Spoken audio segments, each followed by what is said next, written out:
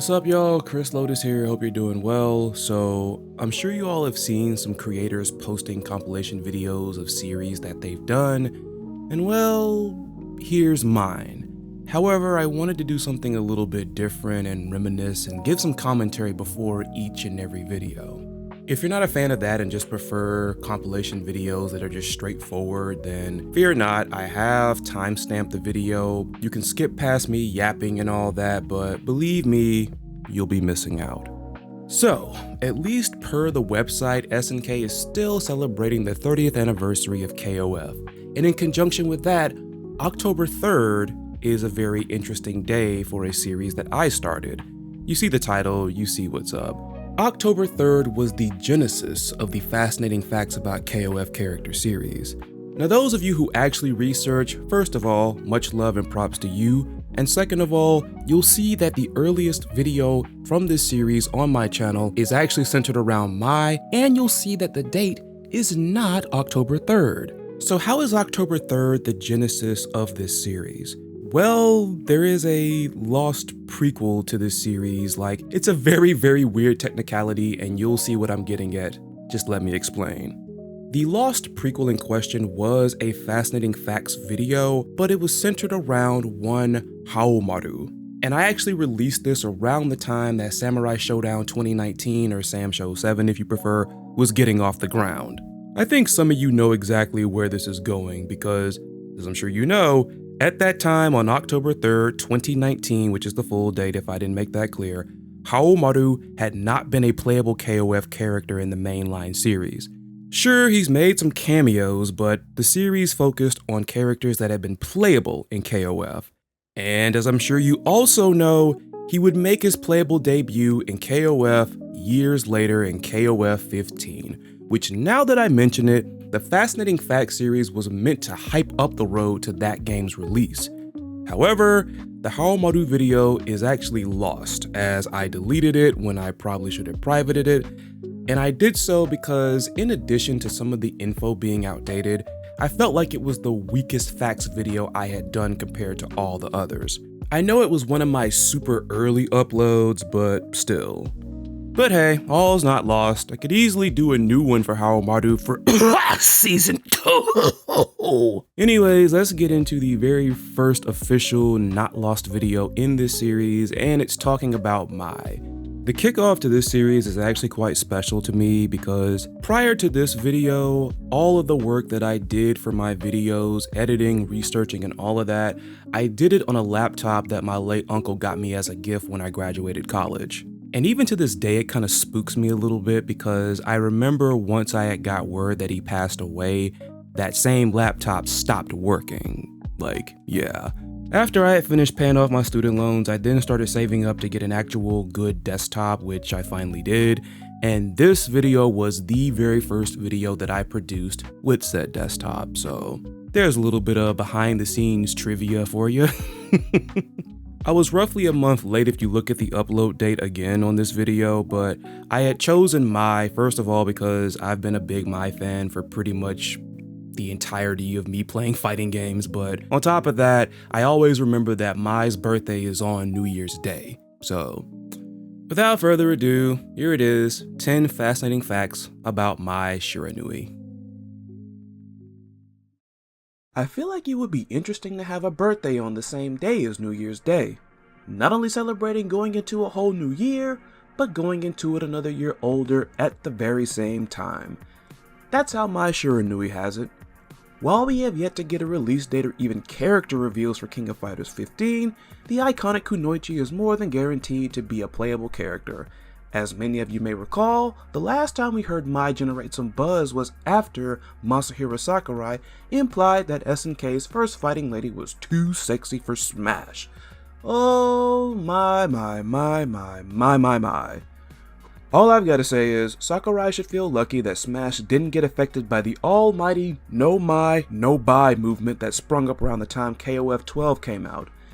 These are 10 fascinating facts about Mai Shiranui. Number 10, she's a metalhead. I was gonna say, who'd have thought somebody like Mai would love heavy metal? While she's very proud and fond of the culture of her native Japan, She's also quite fond of modern things such as fashion and heavy metal music. Number 9, she said, "What?" As I'm sure you know, creators of media find many sneaky ways to put inappropriate content into their work with the intent of bypassing censorship. Well, this instance isn't one of them. Be it fueled by some pure misunderstanding or dirty minds, Mai's catchphrase has infamously been misheard as "me bouncy." I never got that. Nipponichi, me bouncy. Nipponichi, me bouncy. I mean, they kinda rhyme, but Also, an old friend of mine misheard it as me freaky. While that sounds much closer than the former, I find that exponentially worse. Number 8, visual inspiration. It's always interesting to see where the inspiration for some of the most iconic characters come from, if it isn't blatant enough at first sight. Considered one of the most attractive fighting game characters ever, it probably wouldn't be surprising to know that Mai was modeled after, well, models. 2 of them, in fact. Mai's bust was modeled after Fumi Hosokawa, and her bottom modeled after Ai Ijima. Both were famous idols around the time of Mai's creation. Hosokawa, a bikini and gravure model, is often referred to as the original Kyonyu, or big-breasted model. The late Ai Ijima, also known as Eye Candy, do you get it, debuted in the mainstream as an AV idol on a Japanese softcore porn show called Gilgamesh Night. Far as we know, neither of these models ever donned an outfit like Mai's. If you're wondering where that idea came from, someone may have an answer. Number 7, her overall look and costume may have been modeled after an obscure fighting game character. Ever heard of Ranmaru from Battlemaster Kyokuku no Senshitachi? Maybe you have, maybe you haven't, but I'm sure she looks familiar one way or another. The resemblance is so strong you're probably wondering why hasn't there been any kind of legal action taken. The backstory is a bit weird though. A simple search of both games will show that Fatal Fury 2 did come out roughly a year before Battlemaster did. However, Battlemaster's designer claimed that SNK may have modeled Mai after Ranmaru as he pitched the game to the company to have it published for the Neo Geo. SNK turned it down, and it would end up being released for the Super NES instead. While the two of them look incredibly alike, their fighting styles are quite different. Number 6, a male ninja and an idol were her proto-characters. Looking at how Mai turned out, this probably isn't that difficult to believe. She is a kunoichi and has the attractive looks of an idol. The idol character originally conceived also had the name Mai. The male ninja had the incredibly creative working name of Ninja Master. Of course, he ended up getting scrapped. However, the creators did retain one element of his design, his long flowing scarf, which would be transformed into the tassels worn on Mai's back. Who would have thought the fusion of an idol and textbook generic ninja character would result in one of the most iconic characters in fighting game history? Number 5, initially, she wasn't gonna be in Fatal Fury at all. What? I know, right? It's the truth though. Apparently developers were really invested in Ninja Master. He was 60% completed before they gave up and scrapped him for Mai. Imagine if they went on with Ninja Master and Mai never came to be. Who would have gone toe-to-toe with Chun-Li in Death Battle? Probably King, which honestly wouldn't be that bad of a match in and of itself. And who would have been a guest character in DOA 5 and DOA 6? Yuri Sakazaki? Now that you mention it, Yuri vs Hitomi would be a pretty good clash. And speaking of DOA, number 4, she's arguably the first returning guest character in a fighting game series. I say arguably because some may contest that Sonic the Hedgehog is the first ever returning guest character in a fighting game, first appearing in Super Smash Bros. Brawl and then returning in the next 2 Smash games. However, there aren't any other fighting game characters that have the unique honor of being a returning guest character in a non-crossover game, already consisting of 4 guest characters from the Virtua Fighter franchise and 1 Naotora Samurai Warrior. Dead or Alive 5 added 1 more franchise as Mai Shiranui made for a much welcome addition to the roster. Due to her sexually suggestive nature, particularly her jiggle physics, Mai is often considered to have been a Dead or Alive character before Dead or Alive existed. I guess if any character would be a returning guest character to DOA, it would be someone with such an honor. Number 3, her SNK Heroines Tag Team Frenzy default costume makes an interesting reference. This was kinda sneaky and pretty clever on SNK's part. One look at Moo Cow Mai and lots of dirty minds would have exploded, thinking that the costume was a comical, subtle reference to her top-heavy nature. Another interpretation points to the game SVC Chaos. In this game was a character by the name of Athena from the classic SNK platformer of the same name. Princess Athena had a finishing move called the Heaven Spell, which would transform her defeated opponent into an animal.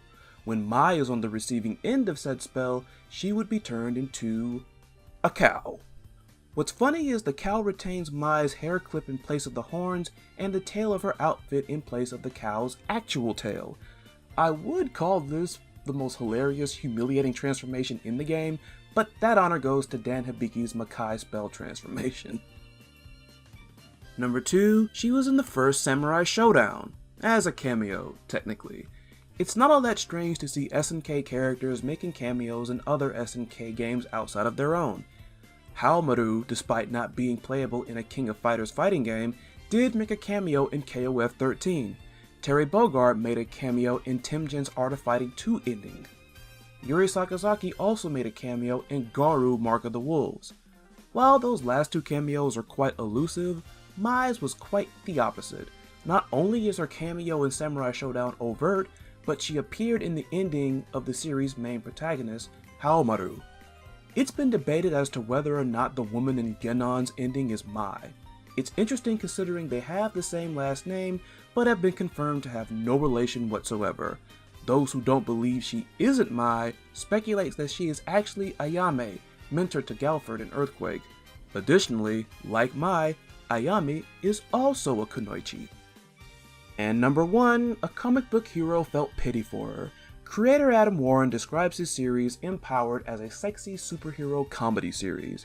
It's centered around the titular character, often referred to simply as Imp, who obtains a unique hypermembrane suit that grants her superpowers while also being fragile and unreliable.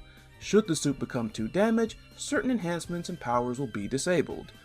While that in and of itself sounds bothersome, what really gripes Imp about the suit is that it's skin tight. She's highly self-conscious about her figure, among other self-esteem issues, which constantly serves as a major aspect of her time as a superhero. With all the problems that suit causes Imp, she still appears to value it over someone else's getup. In one of Warren's sketches, Imp is cosplaying Mai. She describes the kunoichi's outfit as goofy and even more potentially mortifying to fight in than her own supersuit. Imp further speculates that the act of throwing a single punch would open the door to a wardrobe malfunction, before then stating, "You have my sincerest sympathies, Mai." Whoa! And there you have it. Going back and watching that, I guess it's a matter of just being like your own worst critic or whatnot, but I'm just kind of nitpicking a couple of things there, honestly. Because, and you're gonna hear it a lot more in some of the other videos going forward, but like, just the pronunciation of certain things just kind of makes me just wince a bit, honestly. Whether it's like Debuted, which I think I had subconsciously picked up from like some British content creators that I watch, more than likely in the wrestling scene, and the fact that I kept saying Garou, which I think I do multiple times in the Rock Howard video. But anyways, with these videos, I'm going to have a little bit of fun with each one afterwards, wherever possible. So with each segment, I'm just going to point out some interesting things that might have aged well or aged poorly in terms of what happened in the future, because most of these videos were done en route to and were pretty much meant to be extra hype for King of Fighters 15, as you caught in the My video. So let's get started. Number 10, she's a metalhead.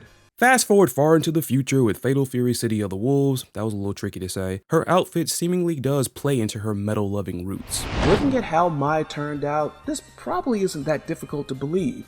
She is a kunoichi and has the attractive looks of an idol.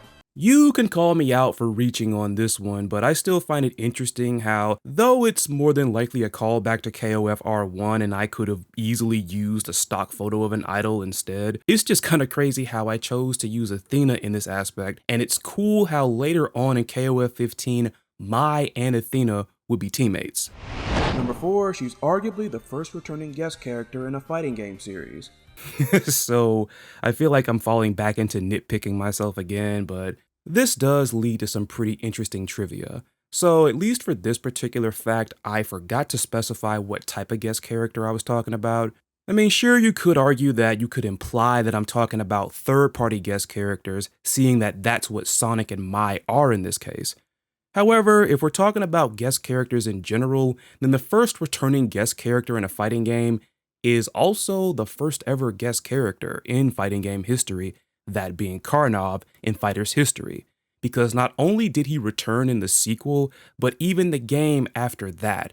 And sure, Karnov is what we call a first-party guest character, but still, like I said, it did lead to some pretty interesting trivia. SVC Chaos. You know why this aged badly. Kyo erasure. I'm joking. Don't get started with that. Again, just to clarify, I never thought there was any Kyo erasure. I just thought it was funny that, people actually thought that, and then of course the jokes were funny. But that basically does that for all the things that aged well and aged poorly with that video. So next on the list, we have... It's so funny I made that Kyo erasure joke and then Terry's next. What do I remember about 10 fascinating facts about Terry Bogard? I do recall that once the My Shiranui Facts video took off, I actually started polling the audience to see who they wanted next, and that would basically be a thing for the rest of this series. And of course, Terrence Bogard would be next. And now that I'm looking at it, the first 2 characters that I covered in this series, like the official 2, not counting the Lost Haomaru video, these are the same 2 characters that are going to be in Street Fighter 6. Coming in the same freaking pass. Oh my god, like, again, these are SNK's stars right here. I feel like SNK has struggled to make new stars, you know what I'm saying? Like, as much as I try to cheer for Kyo to get a big fighting game guest appearance, it's like, I don't know, maybe the time has flown by. And I don't know why I'm talking about Kyo, because his video is the one after this one. I'm talking about Terry. We'll cross that bridge when we get there. But anyways, 10 fascinating facts about Terry Bogard. Southtown's hero, the legendary Wolf, the fatal cutie, Bomber Jacket McBusterwolf, the womanizer with the power geyser, the man who chuckles before he burning knuckles. Regardless of what title you know him by, you more than likely know who Terry Bogard is. If you clicked into this video and happen to not know who he is, well, are you okay? I mean, I hope you enjoy this and learn something interesting. These are 10 fascinating facts about Terry Bogard. Number 1, trolling before it was cool. In the age of the internet, everyone has more than likely come across some form of trolling. Well, the face of Fatal Fury beat much of the population to the punch, as he was doing it before many people. I'm not talking about him asking the opponent if they are okay before decking them. The trolling I'm talking about is probably not what you're immediately thinking of. In KOF Maximum Impact 2, Terry's profile contains something a bit interesting. Those of you entrenched in the digital age may look at the word trolling and think Terry has a habit of pulling pranks and causing discord. However, it actually may be the result of something a little lost in translation. If you look at the other reliable info sources on Terry, they list one of his hobbies as trawling instead. Interestingly, both words are closely related as they refer to methods of fishing. Trolling is the more recreational method, which involves the use of a rod, reel, and a bait or lure. Trawling is a more commercial method, which involves the use of a net. Whichever term they choose, we at least know that Terry really likes to fish. Number 2, the first time we saw gender-bent Terry. An off-sided fact, but one that is still interesting. These days, we have visual artists and even mobile apps producing gender-swap versions of various beings. Back in the day, however, all you needed to do was get attacked by a pointy-haired vampire super. I'm pretty confident you know who, what super, and which game I'm talking about. Should Terry Bogard be on the receiving end of Dimitri's Midnight Bliss in SVC Chaos, we get a glimpse of a character that little did we know would reappear as a playable character 15 years later. With Terry still being one of SNK's most popular characters, SNK sought to involve him in SNK Heroines Tag Team Frenzy in some form or capacity. Redesigning him as a woman wasn't off the table, and they ultimately ran with that. Number 3, something that almost remained with Terry even as a fatal cutie. So, you decide to create a Rule 63 version of one of your most popular characters. What all do you change, and how much? Looking at Lady Terry, the answer is not a lot, not a little. She wears Daisy Dukes, bears a midriff, rocks a fatal cutie cap, and even has a feminine voice. Of the 4 aforementioned changes, one of them initially wasn't considered. SNK had planned for Cutie Terry to retain a masculine voice. The decision was reversed as the sound designers widely disapproved of it, with one of said sound designers, Mayako Hino, describing it as, quote, gross. Number 4, one of his most iconic moves surprisingly debuted long after he did. This is a bit strange. The most iconic fighting game characters usually have their equally iconic moves from the jump. Ryu always had the 3 special shoulder moves of Doom, Scorpion always had the spear, and Shang Tsung always had the ability to shapeshift until Deadly Alliance. Terry has quite a few signature moves. Power Wave, Burn Knuckle, Power Geyser all have been in Terry's arsenal since his debut. The Power Dunk is another fan favorite that debuted 4 years later. Finally, of course, the nicest yet most brutal punch to the face in all of fighting games, the Buster Wolf. This move is arguably his most popular, seeing it's been memed into oblivion. For all of Buster Wolf's popularity, it may come as a bit of a surprise that it debuted long after the aforementioned iconic moves in Terry's repertoire. This move debuted in the much beloved Garou Mark of the Wolves in 1999, 8 years after Terry's debut. Of course, Terry continued to appear in fighting games afterward, from being a KOF mainstay to making guest appearances in games like EX Slayer and Smash Ultimate. The legendary Wolf went all around, checking his opponent's well-being before ensuring they were indeed not okay. Number 5, Buster Wolf's original name. Are you okay? God, guy's a twin! Yeah, that doesn't punch nearly as hard as Buster Wolf, and thank God they settled on that. Number 6, he was a mascot for a baseball team. While he looks like a guy who could hit back-to-back home runs, Terry's forte in sports is actually basketball. Thankfully, his love for basketball was cleverly integrated into his moves' namesakes rather than being saddled with Lucky's repertoire. I don't even want to imagine Terry summoning basketballs from the sky at will. Despite all of that, someone possibly took one look at Terry, thought of him as a baseball player, and thus was made a mascot for a baseball team. Look at him. It looks like he's internally wishing he'd have been a guest character in NBA Jam instead. I kid. It's an awesome picture regardless. The baseball cap Terry is wearing is that of the YURI Blue Wave, a Nippon professional baseball team. Terry was made their mascot in 1995, the same year the team won the Pacific League pennant. They won the pennant again in 1996 as well as the Japan Series. Following the 2004 NBP realignment, the YURI Blue Wave merged with the Kintetsu Buffaloes. They are currently known as the YURI Buffaloes. Number 7, preceded by his pet. Terry Bogard and Sonic the Hedgehog both share the reputation of being the most popular mascots of their respective companies, despite not being the inaugural mascots. Sonic was preceded by a kid with monkey-like features named Alex Kidd. Terry Bogard was preceded by an actual monkey. This same monkey just so happens to be Uki, Terry's pet. Uki ran away around the time of Garou, but Terry could find him in Days of Memories. Uki also made cameos across several SNK games, most notably in one of Terry's KOF 99 win poses and the loading screen of certain Neo Geo CD games. Number 8, he was initially planned to be killed off in KOF 99. While the main protagonist of the AOF and Fatal Fury franchises played more of a minor role in the KOF storyline, it's insane to imagine having a KOF roster without them. Well, it almost happened. Many fans will recall the Team Fatal Fury ending in KOF 99 involving the team escaping from the Nest Lab. One version involves Terry staying behind as the lab collapsed all around and on him. This was meant to be the death of Terry Bogard. Of course, as we all know, Terry was merely in isolation until a year later. During that time, he was tracking down Nestmen who were gunning for Blue Mary. It turns out SNK went with this storyline due to head management not liking the idea of excluding one of the franchise's most popular characters. Had they gone through with the initial plan, I wonder what Terry's version of No My No Bye would be. Number 9, rejected sketches. These always fascinate me. It's always cool to see what concepts and ideas creators come up with en route to creating some of the most iconic and coolest characters in fighting games. Very rarely does anyone hit a grand slam at their first at bat. That bit of baseball trivia must be getting to me.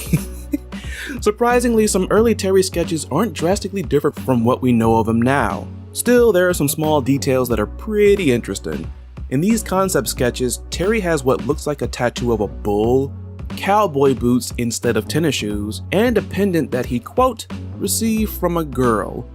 The identity of the girl has never been made public. Number 10, Kelly. Or maybe she was. So this is kind of a tall tale, but it's still worth noting. The story goes that the girl that Terry got the pendant from was someone he had rescued from a burning car. This girl apparently resembled what looked like a very young Blue Mary. Yup, that right there was all made up.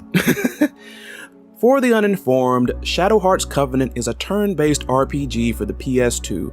One of the main characters is a white wolf named Blanca who has side quests in which he duels with other wolves to earn power-ups for his manifestation abilities. One of the wolves he may encounter wears a red and white cap as a tip of the hat to Terry Bogard.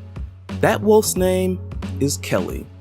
Aside from also having a unisex name, Kelly parodies several Terry quotes, and on top of all of that, Blanca's side quests are called wolf bouts. Real cute and genius. Wow, I didn't know that until I got to the acknowledgements that en route to making the Terry video, I had hit 500 subs. Wow. That my video really popped off. But yeah, that was 10 fascinating facts about Terry Bogard. I think overall I did a pretty solid job with that. And from what I could tell, there wasn't a lot that aged well or aged badly with that video, so let me go ahead and get right to that bit of fun. Of course, Terry continued to appear in fighting games afterward, from being a KOF mainstay to making guest appearances in games like EX Slayer and Smash Ultimate. We can now add Street Fighter 6 to that list of big Terry Bogard guest appearances in fighting games. And that's basically all I can think of. Again, with these segments here, if you found something or noticed something that aged well, interestingly, poorly, do not hesitate to comment below. Moving right along, we got Kyo. Now, of course, as you saw from the end of the last video, I even started throwing up the polls on video because beforehand I would just do them in the comment section. I would pin a comment to the top and have people vote that way. But of course, starting with the Terry video, I started actually throwing it up on screen and then just tallying the comments, which all I've got to say is I was so happy when I finally got the community tab. That's all I got to say about that. My memories of working on the Kyo Kusanagi video, I remember I was really trying to up my game with this when it came to certain edits and tricks or whatnot. The two things that jump out at me is one, the bumper for this video, which is basically the intro of KOF 14. And once Kyo clutches his fist, I have this Ring of Fire transition go in. It may seem like overkill or whatnot, but like I said, I was trying to experiment with this. And then this was one of the first times I had to really incorporate Photoshop because there's a joke that I make about the Kyo clones, which is a reference to the Powerpuff Girls intro. You'll see it when we get there. That's what I really remember from this one. Maybe I'll remember some other stuff as we go along, but here we go. The man that is totally not erased. I need to stop. 10 fascinating facts about Kyo Kusanagi. On August 25th, 1994, SNK debuted their newest fighting game franchise in Japanese arcades, The King of Fighters 94. Though SNK envisioned the game as a crossover of several classic titles, they sought out a new face to lead this new era. Seeing that big names such as Terry Bogard and Ryo Sakazaki appealed to more of an older audience, SNK was looking to pull in a younger audience.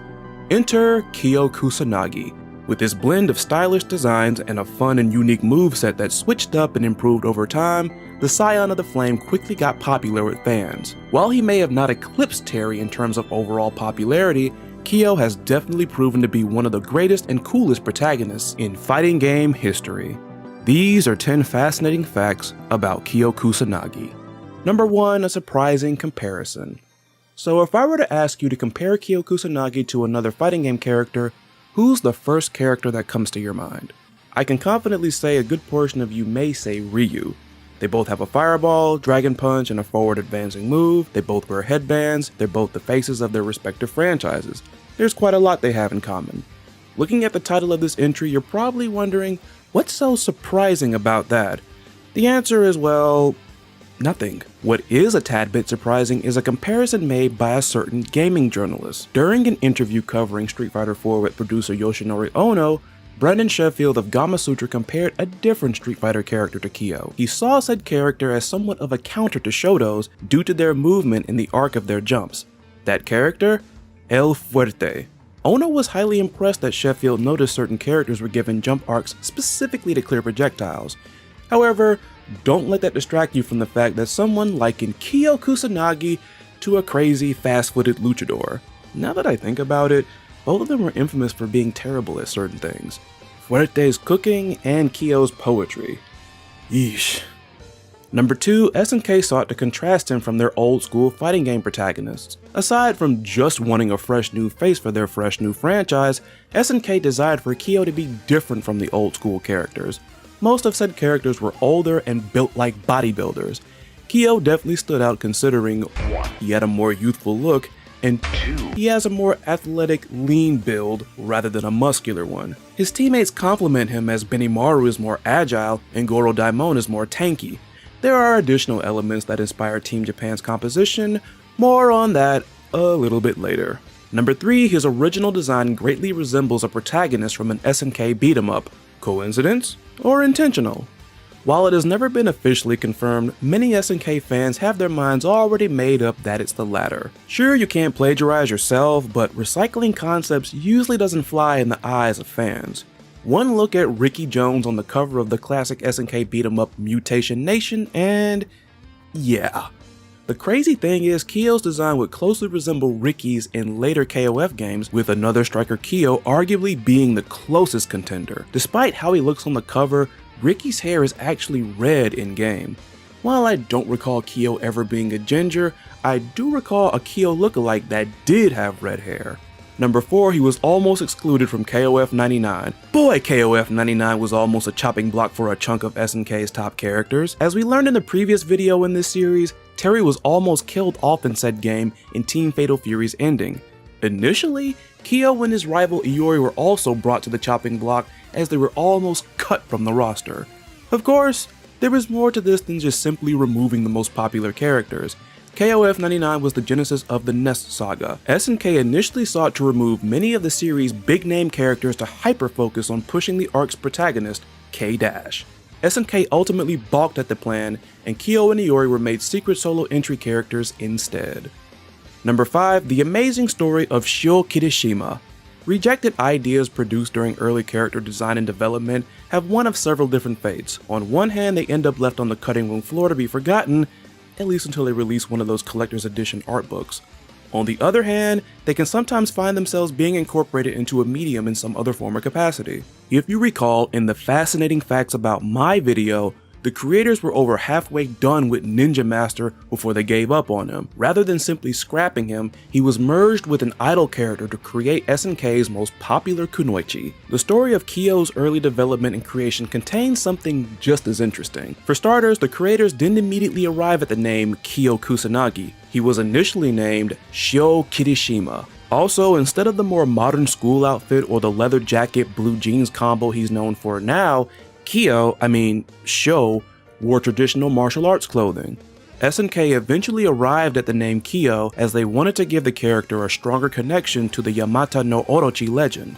Unlike most proto-characters, this wasn't the end for Sho. He would make his debut in KOF 99 Evolution as a striker. He would appear as a striker once more in KOF 2000, specifically for the very character who evolved from him, Kyo Kusanagi. Number 6, SNK really loves Akira. Well, that in and of itself may not be too surprising. Akira is a highly influential, universally acclaimed franchise, with the 1988 film being considered one of the greatest animated movies of all time. This reason alone isn't why SNK's love for Akira isn't so shocking. I'm sure you already know what I'm gonna talk about. Oh, K49, aka that blatantly obvious Tetsuo Shimori color that, believe it or not, has quite a fan base. I feel for them, as SNK not only felt the need to immediately replace him, but clearly do not want to even acknowledge his existence anymore. Thankfully, SNK was able to show their love for Akira without provoking lawsuits when it came to Kyo. While still in his show phase, he was designed with Akira main protagonist Shotaro Kaneda as an inspiration. Number 7, the other anime and manga that influenced his design. One reason Kyo turned out to be such a great character could be attributed to his many iconic influences. As if Akira wasn't enough, 2 other classic manga would also inspire Kyo's design. Coincidentally, one of said series includes a character named Akira Fudo to be exact. Shinichi Morioka, one of Kyo's creators, confirms the Devilman protagonist served as an inspiration for some of his darker traits. According to Morioka, these dark traits initially made it difficult to design Kyo as a heroic character. The other character is Jo Yabuki, the main protagonist of Ashita no Jo, which is considered one of the most popular and influential manga of all time. Jo and Kyo do facially favor each other a bit, and are both gold-hearted pretty boy bruiser jerks. There's yet another manga that not only inspired Kyo's design, but also his Team Japan teammates Benimaru and Goro. The mecha manga Getter Robo's main protagonists are also a trio.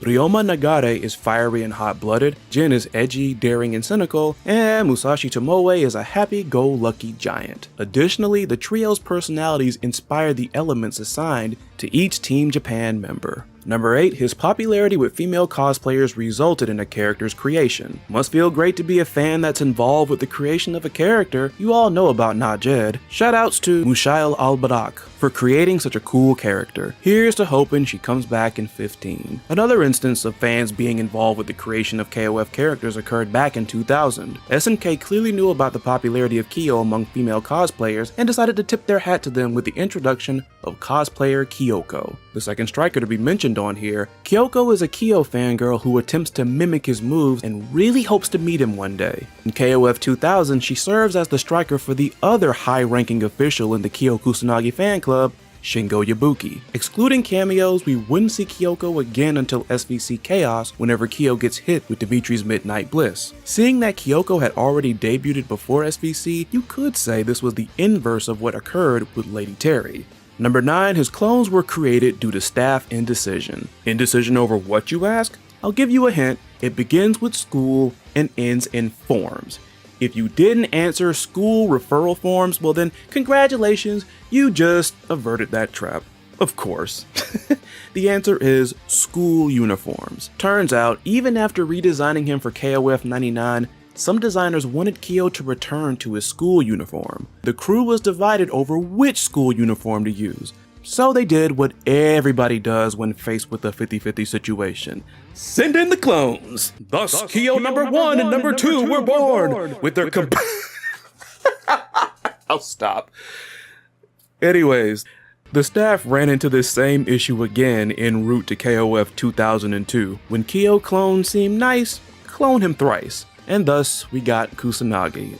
Number 10, he outgrew one of his former voice actors.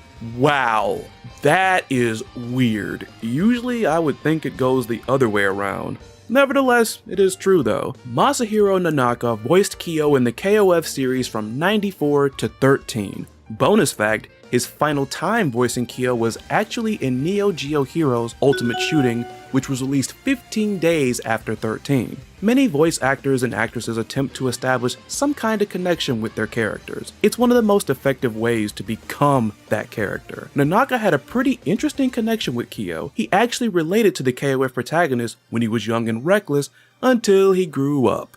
Due to this, he expressed difficulty accepting a more mature Kyo on the same level as before. Regardless, Nanaka was a longtime fan of KOF and saw his opportunity to play Kyo for so long as an honor. While the current voice of Kyo, Tomoki Maeno, has garnered a generally positive fan reception, longtime hardcore KOF fans will never forget the work of Masahiro Nanaka. My personal favorite work of his is for one of my favorite Samurai Showdown characters, Basarda the Executioner. Thank you so much, Nanaka-san. And there you have it. I didn't realize how much I tried to turn up the jokes with that video. But yeah, that was 10 facts about Kyo, so let's look at what aged well, what aged badly, and some interesting little tidbits that I thought about upon watching this video again. While I don't recall Kyo ever being a ginger, I do recall a Kyo lookalike that did have red hair. I know this was just like a quick mention, but I actually find it kind of cool how years later after making this video and mentioning Yen again from Jindoji Wong, I actually got the chance to write, edit, and produce an entry about Jindoji Wong in Creepy's Lost Video Games video. Which is interesting because in the midst of us producing that video, he did remove some entries and was asking me for some replacements, and I was glad that I was able to talk about Jindoji Wong as well as some other lost fighting games, if you will. Check out that video if you haven't already. This reason alone isn't why SMK's love for Akira isn't so shocking. I'm sure you already know what I'm gonna talk about. Oh, K49, aka that blatantly obvious Tetsuo Shima recolor that, believe it or not, has quite a fan base. I feel for them, as SNK not only felt the need to immediately replace him, but clearly do not want to even acknowledge his existence anymore. I mean, pretty much any K49 mentions have all aged well or badly depending on whether you thought the character would return or not. You don't need me to tell you this. Must feel great to be a fan that's involved with the creation of a character. You all know about Najed. If there's one thing that's annoying about content creation, it's the freaking pronunciation police. And believe me, I don't mind being corrected, it's just some of y'all get a little snobbish about it. Like I had somebody saying, "You're not a real fan of Naj, you can't even say her name right. Where'd you get Najed from?" Quite coincidentally, I got that from this right here. The King of Fighters 14のナジェドを演じさせていただきました福原彩香です。That was Naja's VA Ayaka Fukuhara. Just saying. Also, I just realized in the midst of this that she also voices Mana in Street Fighter 6. Awesome. Here's to hoping she comes back in 15. Dreams do come true. While the current voice of Kyo, Tamaki Maeno, has garnered a generally positive fan reception, I actually heard that Tamaki Maeno actually plays KOF and mained Kyo years before being casted. If someone can confirm that for me, because I couldn't do it at least as I'm recording this, but that is insanely cool if that's true. Also, I know that he's also known for voicing Luke in Street Fighter V and Street Fighter 6, but what I didn't know is that he actually got a chance to voice both protagonists in KOF All-Star. How did you not know it's KOF All-Star? I know of KOF All-Star's existence, but I never really played it because I don't really play mobile games much at all. Now that I think about it, this mention of KOF All-Star is going to age badly because the game is going to shut down later this month. Which, you know, like I said, I don't play mobile games, but that sucks. I feel for everybody that really loved that game because I've heard a whole lot of positive about it. But yeah, my heart goes out to y'all. That sucks. Moving right along to the 4th official installment in this series, it's 10 fascinating facts about Ryo Sakazaki. I was so happy when people voted this one because, at least when it comes to like the big main protagonists of SNK fighting games, Ryo Sakazaki is my favorite. I don't hate Terry, I don't hate Kyo, Ryo's my boy though. Like I've just always found him to be a cooler Ryu in my opinion, and that's not to say Ryu is corny or anything. I just liked Ryo's fighting style better, especially the Sunret skin. Love, love, love that move. But yeah, I was happy to do this right here. I do remember with this particular video, this was the first time that I really was digging into After Effects, because that is how I went about making the intro that you see here. That I haven't used in a while just because, I don't know, just trying to evolve or whatnot. And doing that, you know, once again, if anything with this series, I was also trying to level up my editing game, and I felt pretty proud of that intro. Like it's evolved too over time, which you'll probably see later down the line, but still. But yeah, 10 fascinating facts about Ryo Sakazaki. Let's get right into it. Call him a Ryu ripoff all you want. I personally think Ryo Sakazaki is cooler. I find his close-range, explosive, punch-heavy, brawler-esque style of karate more appealing. Aside from my favorite Ryo move, the Zanretskin, we also didn't see him do his reeling punch or his leaping overhead chop in his 15 trailer. I'm hoping they bring those moves back. Only then will I forgive SNK for having Robert get more of his moves in on that trailer. Yeah, I'm still mad about that. Anyways, these are 10 fascinating facts about Ryo Sakazaki. Number 1, Mr. Karate almost made it into KOF 14. What a shame. Looking at his 15 reveal, we got back to the trailer quicker than I expected. It seems we won't be getting the older, super serious, beer bottle chopping Ryo donning the Mr. Karate 2 mantle in this game either. The only hope at this point would be if KOF 15 has DLC costumes, which is also how Mr. Karate 2 nearly made it into 14. Yep, Mr. Karate 2 was among that huge list of scrapped KOF 14 DLC costumes. While most fans would probably prefer to have him as his own separate character, a Mr. Karate 2 costume for Ryo would have been more than welcome. Mr. Karate 2 also received a passing mention in 14 by Oswald. In his win quote against Ryo, he casts his doubts that Ryo will inherit the Mr. Karate name anytime soon. Looking at 15, perhaps he was right. Number 2, he was created during a time after some Capcom devs moved to SNK. What many people would tell you is that Ryo was an obvious sign of SNK shamelessly ripping off Street Fighters Ryu and Ken, the two faces of Capcom's breakout fighting game. What that crowd may not be aware of is Ryo's creator and the creator/director/producer of the first Street Fighter are the exact same person, Takashi Nishiyama. Alongside another former Street Fighter designer, Hiroshi Matsumoto, the duo would depart from Capcom and become employed by SNK. They would develop most of SNK's fighting games, including Fatal Fury and, yep, AOF. It's not even like there was any denying on SNK's end when it came to Ryo, as Nishiyama stated the Invincible Dragon was created as an homage to Ryu and other Street Fighter characters. This connection was even further explored in SNK and Capcom crossovers, where Ryo and Ryu often interact. Thankfully, there was not even the slightest hint of ill will from Capcom at all. Thank goodness. Number 3, he inspired a game designer to join SNK. It may not be much of a surprise to hear a fighting game character inspiring someone to do something like hit the gym or take up a form of martial arts, but inspiring someone to join your company is on another level. The game designer in question found the requirement list for a position at SNK on a bulletin board at their school by chance. They were amazed by the game Art of Fighting, which they went on to call a masterpiece. Their favorite thing about the game was Ryo Sakazaki. The protagonist made such an impression on this aspiring designer that they knew they were going to work for SNK. That aspiring designer? Nobuyuki Kuroki. Further confirming the Invincible Dragon's influence on him, Kuroki would post a tweet on Ryo's birthday in 2017 stating that had it not been for Ryo, he probably wouldn't have been making video games. Number 4, Hiroaki disliked his orange gi. Ever wondered why Ryo ditched his mango martial arts threads and had facial hair in Biriki 1 and Wild Ambition? Well, there's your answer. Hiroaki Hashimoto designed the older Mr. Karate 2 Ryo and decided to give him a coal-colored gi instead. He felt this color was chic and actually cool compared to the orange. In Maximum Impact 2, he additionally dons the Mr. Karate mask.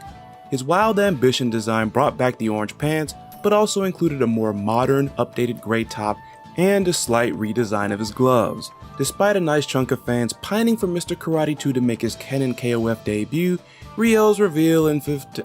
Alright, you already get it. Next one. Number 5, an interesting KOF championship statistic. The timeline of KOF champions is quite an interesting and illustrious one.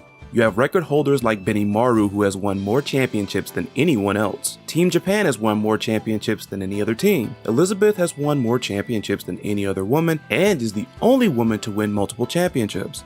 Then you have Ryo Sakazaki, who has quite a special standing amongst the KOF champions. He is, to this day, the only Art of Fighting original to win a KOF championship. Through the 3 AOF games, the KOF tournament only occurred in AOF 2, where Ryo defeated Geese. While that info may not make his win seem all that special, it's worth noting that he and many other AOF originals have taken part in multiple tournaments in the KOF timeline. The fact that none of them have yet to rack up a tournament win is kinda insane. And again, there's lots of competition. Not only does Ryo still stand as the sole AOF original to win a KOF tournament, he's also the inaugural KOF champion. Will he finally end his championship drought with a big win in 15? We shall see.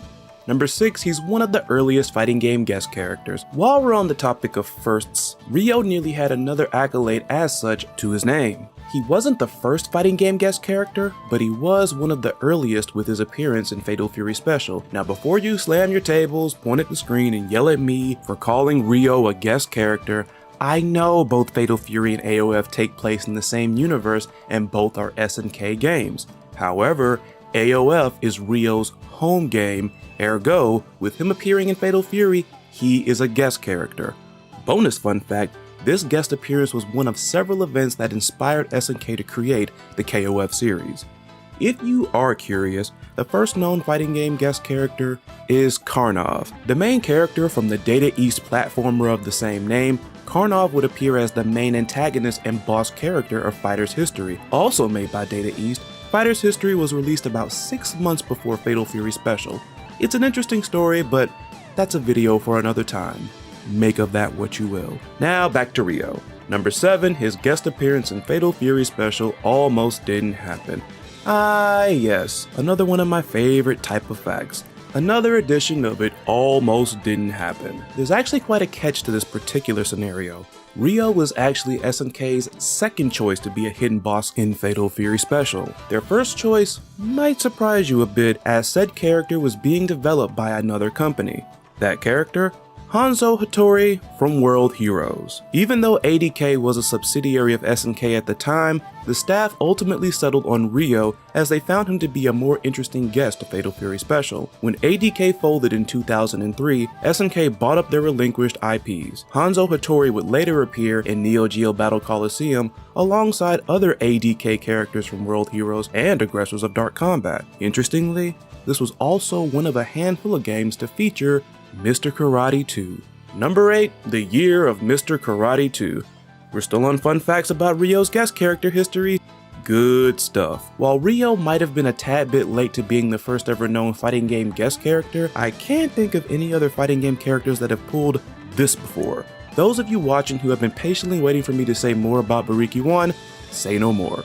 The game is a cult favorite. Released on May 21st, 1999, it is the fourth and final 3D fighting game released for the short-lived Hyper Neo Geo 64. A PS1 port was planned, but it never materialized. There wasn't a home console port released, and nor did Bariki 1 get a sequel. The only Bariki 1 original that got any real shine afterward was main protagonist Gai Tendo.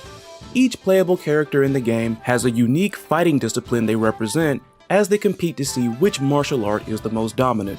To most casual fans who'd pick this up for the first time ever, they might find one familiar face amongst this flock: Ryo as Mr. Karate 2. Earlier that same year, on January 28, 1999, SNK released Fatal Fury Wild Ambition, a 3D fighting game with gameplay similar to that of a 2D game and controls reminiscent of real bout Fatal Fury 2.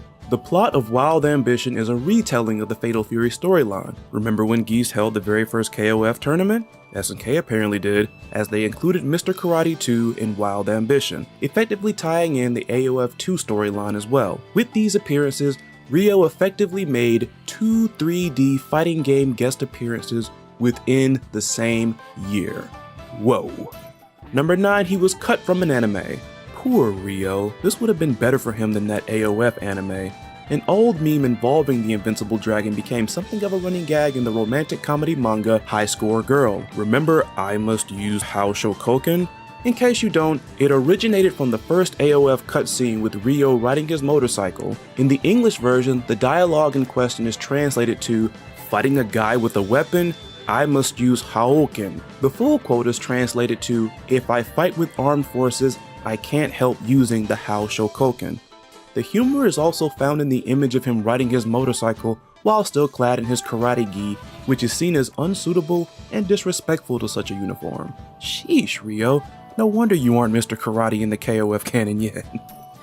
Anyways, High Score Girl is centered around Haruo, whose insanely good gaming skills are all he's really got going for him, and his relationship with Akira Ono, a rich, popular, multifaceted, silent girl who games as an escapism from the strict educational regimen enforced at her home. In High Score Girl's world, many 90s video game characters interact with the main characters via their conscience, assisting them in overcoming real-life struggles. Unfortunately, Ryo was adapted out of the anime adaptation. In case you're curious, whenever Ryo would appear in the manga, he constantly advised Haruho to use the Hao Shokoken to solve any problem he encounters, to which Haruho points out isn't very helpful at all. He definitely saw the KOF 14 Women Fighters team ending, didn't he? Number 10, he has a ripoff.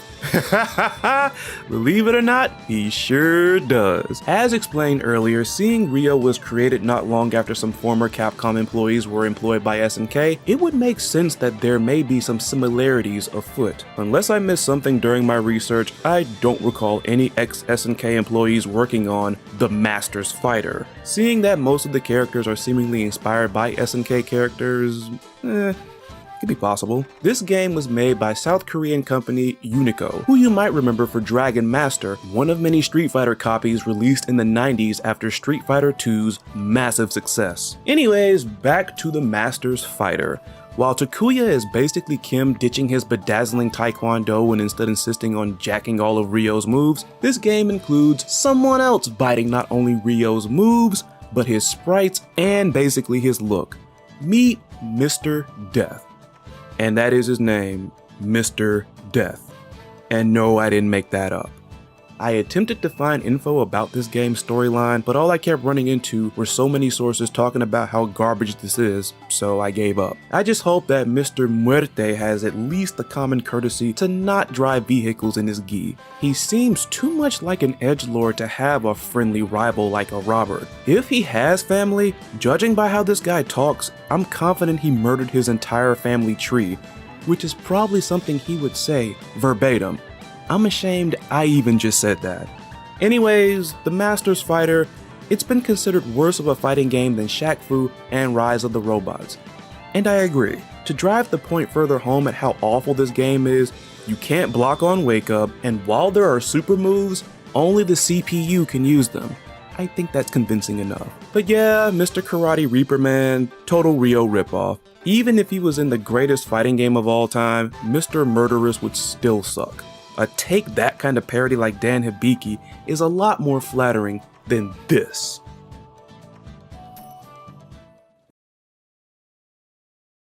Man, after watching that right there, it still ranks among my favorites that I've put together for this little series.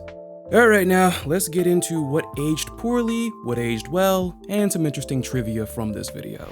We also didn't see him do his reeling punch or his leaping overhead chop in his 15 trailer. I'm hoping they bring those moves back. Only then will I forgive SNK for having Robert get more of his moves in on that trailer. Well, the Mokuo Raijin Setsu did not return to his 15 arsenal, so I half forgive you, SNK. It seems we won't be getting the older, super serious, beer bottle chopping Ryo donning the Mr. Karate 2 mantle in this game either. Mr. Karate 2 also received a passing mention in 14 by Oswald. In his win quote against Ryo, he casts his doubts that Ryo will inherit the Mr. Karate name anytime soon. Looking at 15, perhaps he was right. We might have not gotten him as a playable character in 15, but he did get the mantle in his 15 ending, and I'm definitely looking forward to seeing where it goes from there. Elizabeth has won more championships than any other woman, and is the only woman to win multiple championships. This one's gonna take us down a little bit of a rabbit hole. So I remember addressing this discrepancy after someone pointed out to me, but I'd still like to revisit it. So Elizabeth's team are possible winners of the KOF 13 tournament. Given the cutscenes from KOF 13, the Japan team also are possible winners, and honestly, I feel they may have been the winners of that tournament. I've always kind of looked at the fact that Elizabeth and her team faced and defeated Evil Ash and compared it to how the Z Fighters left the World Tournament in the Buu saga to fight off the threat of Majin Buu. Sure, Goku, Vegeta, and company defeated Buu, but the World Tournament went on without them and had its own victor, Hercule Satan himself. I don't think SNK ever cleared this up, but if they did, do let me know in the comments. Will he finally end his championship drought with a big win in 15? Fuck no. And that pretty much does it for that. Now, it's kind of funny how I mentioned how much I still love the 10 facts about Ryo Sakazaki video, and how I feel it's like one of my better ones. This next one, I admittedly think is one of my weakest, and probably the weakest one that I've done in this series, and it is 10 fascinating facts about Ash Crimson. Honestly, man, finding facts about this guy at the time was difficult. With the exception of the facts that don't kind of run together, which you'll see, of course, when you watch the video, unless you remember it, I had to dig a lot deeper compared to like the other ones. Which, I mean, that's cool, because I do think I upped my research game a little bit, but still, I do feel like, at least in terms of the material, this could have been better. I am kind of pleased with how I went about editing, because I really tried to make every single bumper for every one of these videos unique in a ways. And I do think I did a good job with that at least. Also, one more interesting thing about this particular video, it was the first time that I've ever experienced a video of mine getting boosted because of current events. Because I actually dropped this video a while before Ash's return was confirmed for KOF 15. And once he had got revealed, this, the views and the engagement on this shot through the roof. But without further ado, 10 fascinating facts about Ash Crimson. When it comes to KOF characters that fans hope make a playable return in 15, Ash Crimson is a name that pops up more than most others. That is quite surprising considering how polarizing the infamous protagonist was at the start of his run. Maybe it's a matter of looking better in hindsight? Love him or despise him, Ash was definitely a memorable character. Just when you thought a KOF protagonist couldn't be more edgy and anti than K-Dash, up pops this mean liar wielding green fire. These are 10 fascinating facts about Ash Crimson. Number 1, SNK initially refused to give much info about him. Usually when a character is introduced to the crowd for the first time, developers will give a decent amount of background information on them. This is usually done to further get the crowd invested and hold their interest until their release. As you probably predicted, this wasn't the case with Ash Crimson. Upon his debut in KOF 2003, SNK did not release a lot of information about the new arc's new protagonist. They instead told fans to look forward to his exploits, aka, if I told you, it wouldn't be a surprise. And what was the surprise? Well, number 2, SNK wanted you to feel bad for rooting for him. Unlike the 2 KOF protagonists before him, Ash garnered a mixed reception upon his debut. I'm sure Ash gave the biggest sigh of relief and had the biggest smile on his smug mug when he was brought back to life and heard people dunking on this new kid on the block named SHUN'EI. According to SNK artist Falcon, the goal with Ash was to create an ambiguous protagonist that would make players feel bad for cheering for them. Did SNK accomplish this? From what I've seen, their expectations were probably shattered, and not in a good way. While I'm sure there may be some people who felt bad for cheering for Ash, I'm sure most of the fanbase either loved him or despised him from beginning to end. However, he seems to have garnered a cult following eagerly wishing for his return in 15. Number 3, a tip of the hat to a fellow brat. If Ash Crimson were to return to the playable roster in KOF 15, it'll be interesting to see his interactions with characters he hadn't previously crossed paths with. However, one of said characters seems to be of some familiarity to Ash. In a special intro versus Kyo in Maximum Impact Regulation A, which will not be the last time we mention that game on here, Ash chuckles before saying,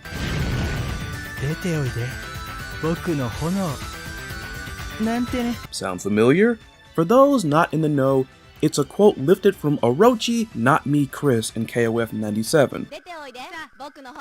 While these two have never met, far as we know, it would make sense that Ash would spoof a quote from KOF's other resident pretty boy Brad. With both of them now being alive again, that'll be quite the meeting, if it happens.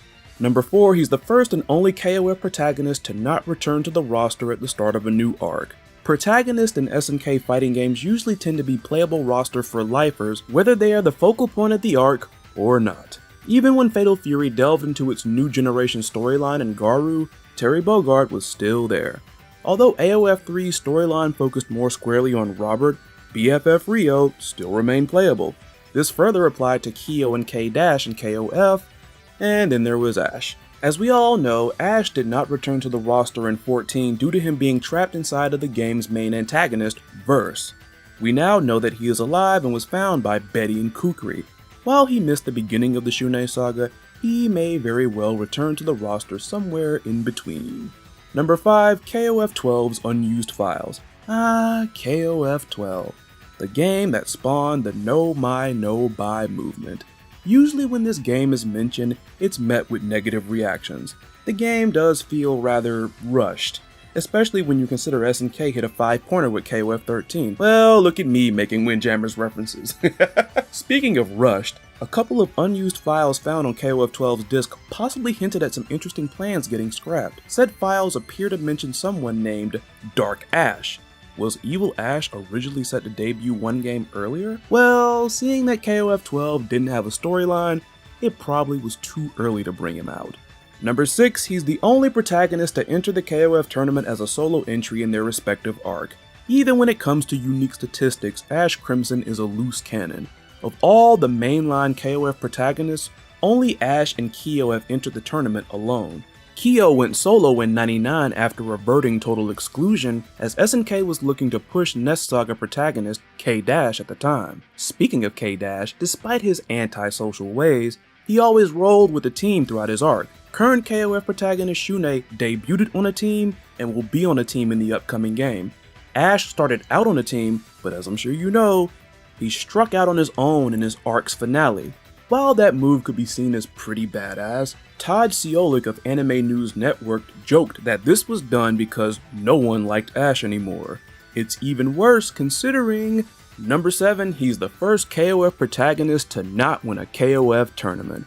The third and final edition of Ash shattering the KOF protagonist mold ends on a tragic note. Even after jacking Chizuru and Yori's artifacts, pulling a fast one on Psyche, who then proceeded to pull a fast one right back, Ash closed out his arc with no KOF tournament wins.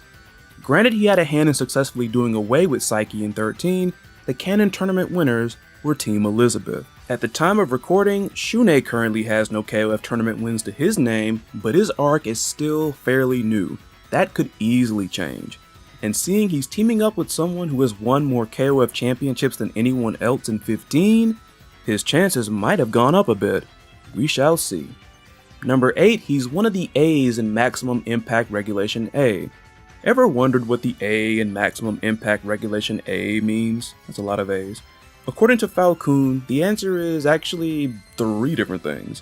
Obviously, you probably figured out that one of the A's is for Ash Crimson, as Regulation A marked the Sneering Blazes' debut into the spin-off series. If you're curious, the other 2 A's are for Arcade and Arrange. Arcade is a reference to the port's initial release to the arcades. Arrange is referring to how SNK readjusted and arranged the game's content. Number 9 is flames weren't always green. Well, this I wasn't expecting. Ash's malevolent green flames are still a mystery to this day. We don't know why they have such a candle waxy appearance, nor do we know of their origin. Something else I didn't know before researching this topic is that apparently Ash's flames were once very much plain. A rejected piece of KOF 2003 artwork shows Ash Crimson posing with one of his hands shrouded in a yellowish flame. I speculate SNK did not intend for Ash to have an imitation of Kyo's flames, or have anything that could remotely hint at a connection to the Kusanagis, so they decided to go with the green flames instead. Good move. Still wonder where they came from though. Number 10, Games Radar calls his name stupid. So, I feel there are plenty of things you can criticize about Ash Crimson. Maybe you don't like the design. Perhaps you didn't like all the terrible things he did to several other longtime favorite characters. There is a lot to gripe about. One thing that never crossed my mind to ridicule is his name. If you ask me, the name Ash Crimson sounds pretty cool. I can't really explain why other than it has a nice ring to it. In a Games Radar article by David Houghton and Maxwell McGee titled The 50 Most Gloriously Stupid Character Names in Video Games, Ash's name is lampooned as sounding like a grab bag of words people think sound cool. Sheesh guys, his name isn't something like Ash Crimson the Blazing Incinerator. The writers further state that if Ash started a band, it would totally be called Nightmare Final Infinity. I think Ash would laugh at you for thinking that he'd think that. Other notable fighting game characters that made this list include Batman and Soul Bat Guy from Guilty Gear, Skullomania from Street Fighter EX, Martial Law from Tekken, and Afro Thunder from Ready to Rumble Boxing. Perhaps this article wasn't meant to be taken too seriously, as some of the reasons for entries are kind of funny, but bruh. So there you have it, 10 facts about Ash Crimson, and yeah, I still feel the same after watching it again. It could have been better. Like, I know it was really tough to find facts on him, but I feel like I could have done better, but it is what it is. And of course, with this next segment, there's really only 2 things that I want to bring up. At the time of recording, SHUN'EI currently has no KOF tournament wins to his name, but his arc is still fairly new. That could easily change. And seeing he's teaming up with someone who has won more KOF championships than anyone else in 15, his chances might have gone up a bit. We shall see. Well, as I'm sure you know, SHUN'EI finally has something that Ash Crimson doesn't have, and that is a KOF tournament win. He won the tournament in 15, with the rival team being another possible winner, similar to the whole ordeal with the Elizabeth team and the Japan team in 13, except with some credit to SNK, with 15 this is made a lot clearer. 13 it's still kind of ambiguous, but there you go. And that's basically it for that video right there. It's kind of crazy and kind of funny how you all voted going from the crazy loose cannon troll that is Ash Crimson to the wholesome, peaceful, loving NAKORURU. Now, one thing that I haven't mentioned throughout this whole video, and I haven't really said it blatantly out loud, I think, these videos with the fascinating facts are meant to be just as much of like an education to my viewers as it is to me. I love hearing people say that they learned something from one of my videos, but I also love learning stuff in the midst of me putting these videos together.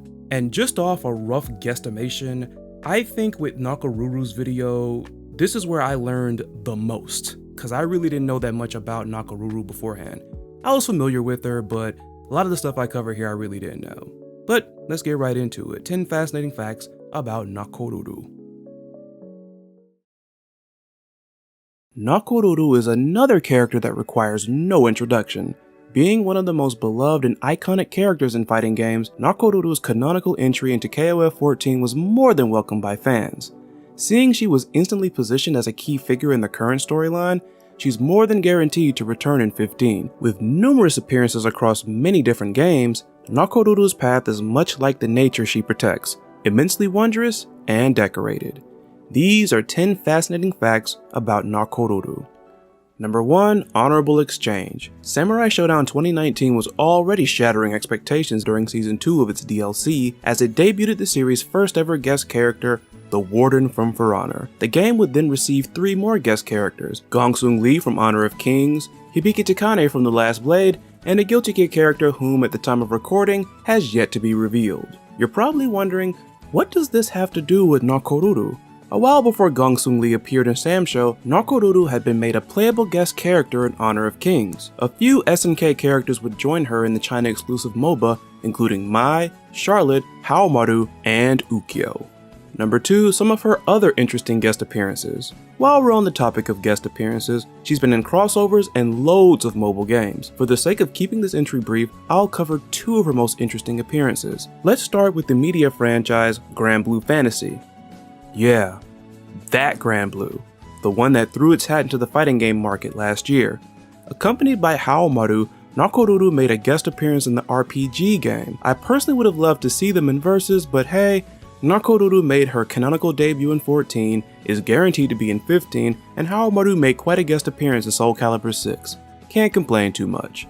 Finally, let's talk about NAKORURU's guest appearance in Lost Saga, the free-to-play 3D fighting game developed by IO Entertainment. Not only is she playable, but similar to a handful of Smash characters, she has a selectable male variant as well. I couldn't confirm if Mahaha also had a male counterpart, but still, wow. Number 3, Pet Avengers. Speaking of Mahaha, whether NAKORURU is clinging onto her for flight or using her as a projectile, she and NAKORURU made quite the team. What makes this bond all the more special is that it is amongst the first of its kind in fighting games. While there are plenty of fighting game characters known to have pets, Nakoruru is one of the first to ever fight alongside hers in battle. The other character to share that honor with her just so happened to also debut in the first Sam show, Nakoruru's American ninja lover, Galford. Number 4, Neo Geo era developers had no plans to put her in KOF. And why? Because they felt she didn't really fit into the game all that much.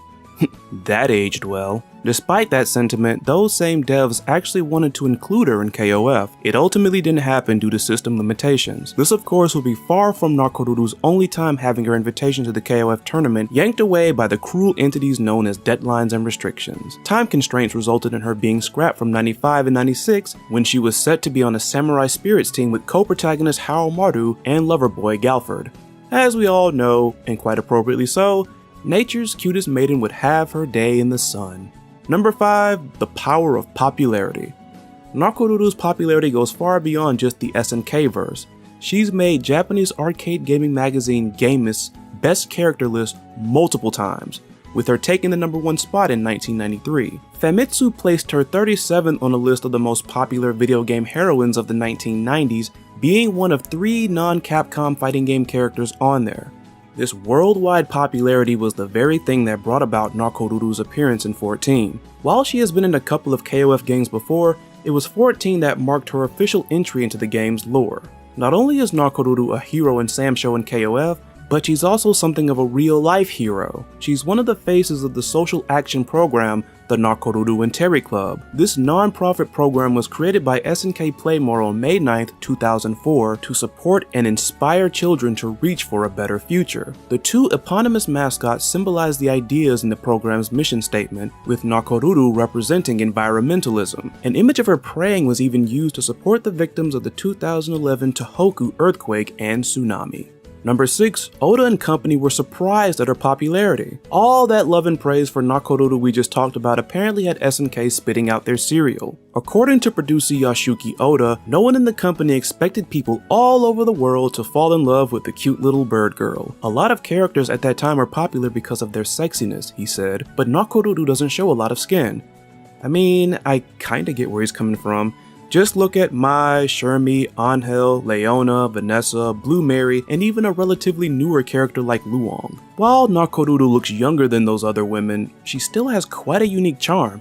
I mean, she sure cast a hell of a spell on Galford. Okay, I'll stop picking on the guy, okay?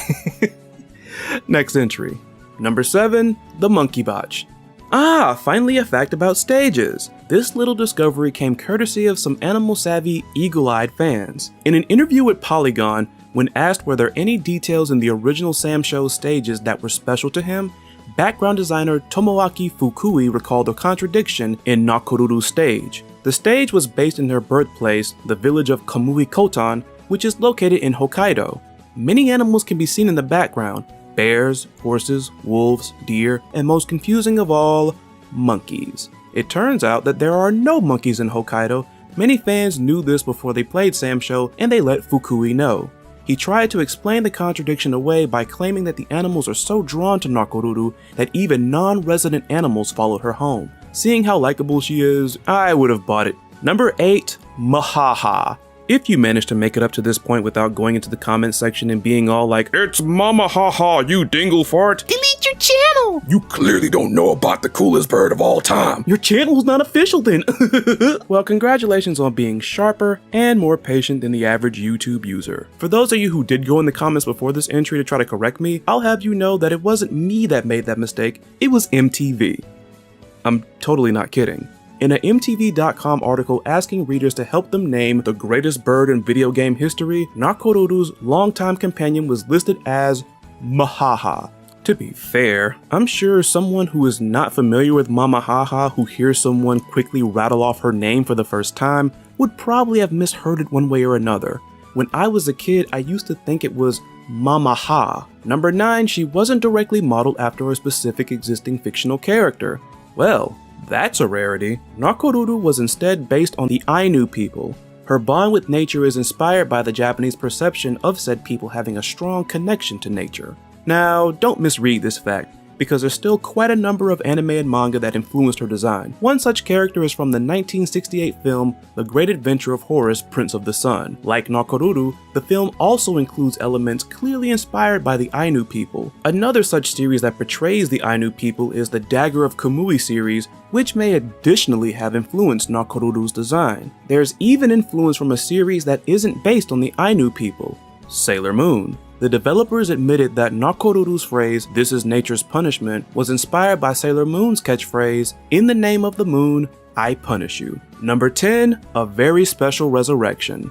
This one is a little bit tricky, but pay close attention, stick with me. So, in Samurai Shodown 2, Nakoruru sacrificed her life to restore nature's balance and become one with nature itself in her ending. Come Samurai Shodown 3, she's totally back and alive again. When you consider the official canon Samsho timeline, that Samsho 3 Resurrection actually makes sense, seeing that 3 precedes 2. It would be in Samsho 64 that her death was retconned, as she returned in that game as well. When you consider the release dates of the Samsho games, this is arguably the first instance of a fighting game character making a playable return after being killed off. The only other fighting game character to be killed off roughly around the same time as Mortal Kombat's Johnny Cage in MK3. However, he wouldn't return to a mainline MK game until MK4. Yes, I know he was in Trilogy, but so was damn near everybody. Though retcons usually tend to be polarizing, I'm sure that many Nakoruru fans were happy that SNK balked at keeping nature's sweetheart off of a Samsho roster. I actually forgot about that whole Mahaha bait and switch that I pulled. I think that was the first time I had ever did something like that with a script. And also, going back to that video, it actually reminds me of how much I loved Nakoruru's Samurai Shodown 7 theme. Like, it's actually very calming and very beautiful. So, with our next segment, there's only really two things I want to point out here. Let's go. Nakoruru's canonical entry into KOF 14 was more than welcomed by fans. This slightly aged poorly, or rather was slightly wrong, because I forgot how much havoc she wreaked in the beginning of KOF 14's run, considering how overpowered she was. Oh lord.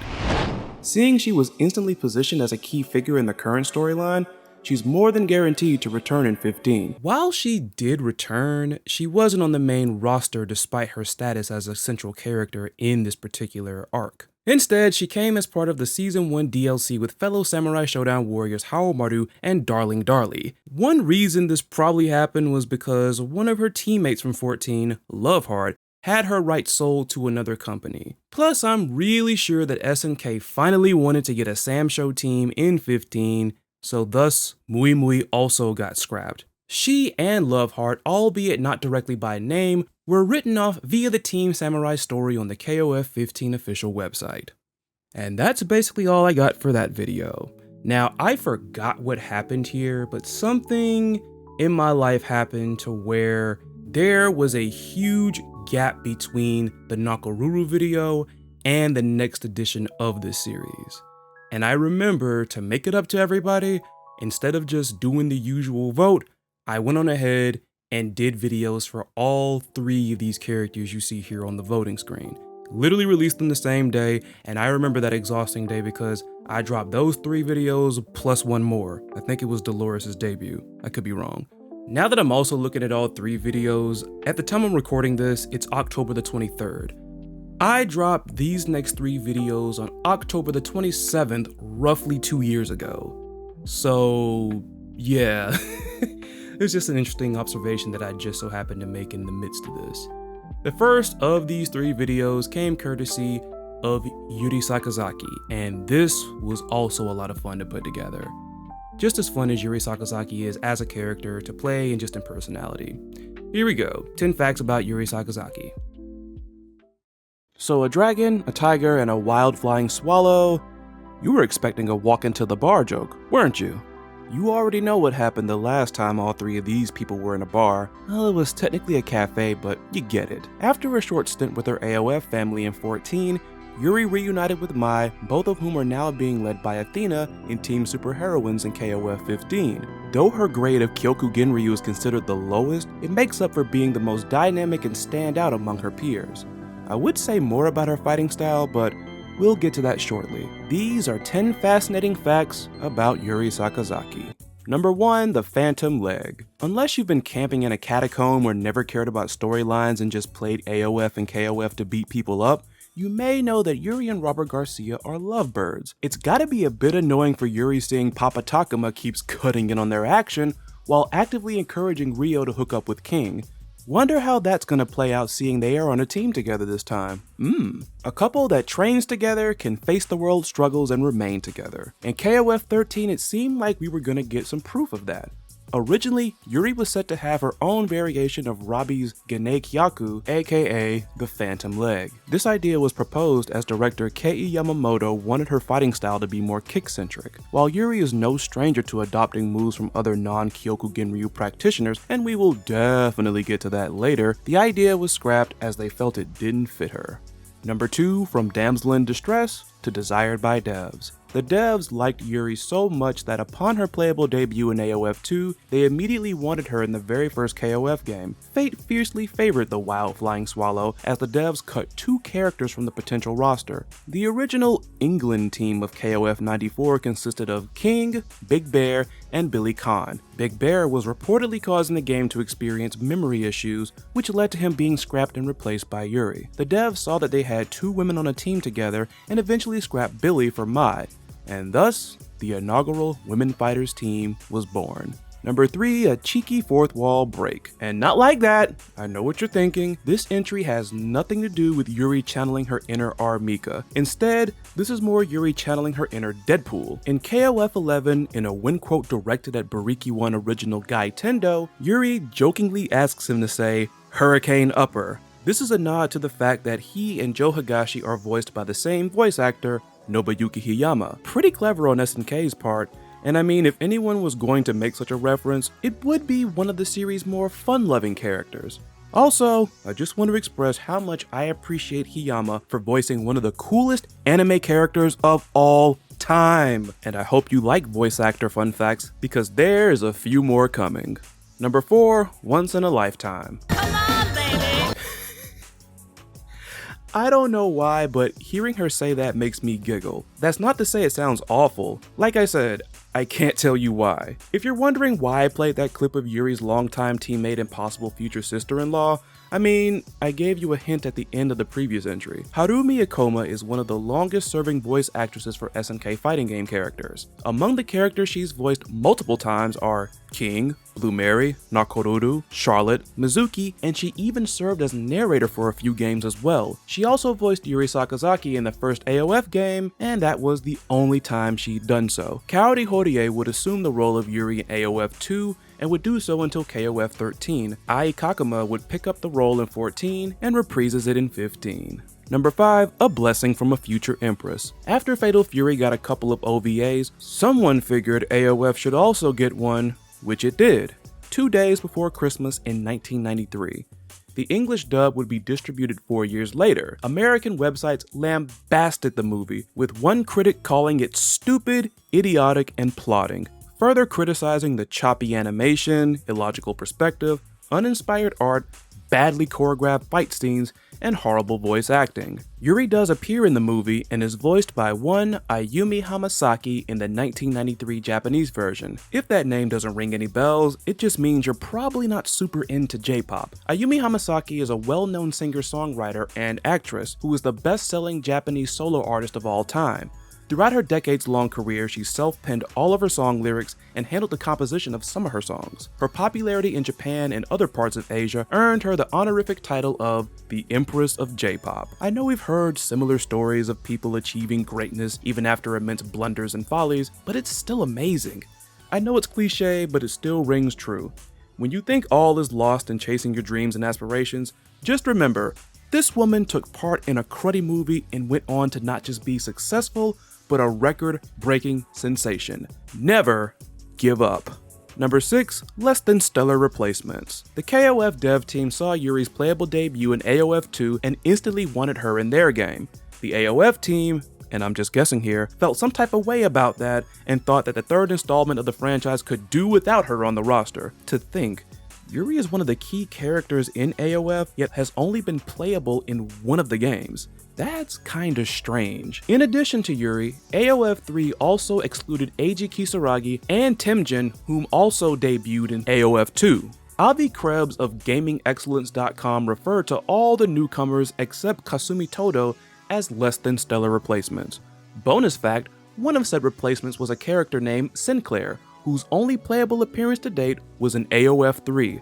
The person that voiced her is also the same person that voiced Yuri Sakazaki in the games only once, Harumi Koma. In a more interesting scenario, the Fighters Generation website gave AOF 3 a score of 7.8 out of 10. Despite a decent rating, the review also cites the new generation roster as its largest downside. The final words section stated that, "Personally, I'd rather go back to AOF or AOF 2 for the character rosters and nostalgia alone. AOF 3's roster really doesn't define what the series is all about and feels pretty barren at times." Number 7, clapping back at Capcom. Most of you are likely familiar with the whole Dan Hibiki story.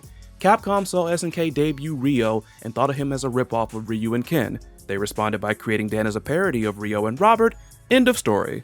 At least that's what some people would want you to think. Yuri apparently saw the Saikyo-style simpleton mocking her lover and brother and thought, "Oh, that's how it's gonna be?" In KOF 96, which was released a year after Dan's debut, Yuri debuted the Yuri Chomowashi Geri, which was lifted from Street Fighter's Sakura. Throughout many more KOF games, Yuri would continue to adopt and parody many more moves from both SNK and Capcom characters. Like many long-standing rivalries, it didn't end there. Number 8, Sister Sister.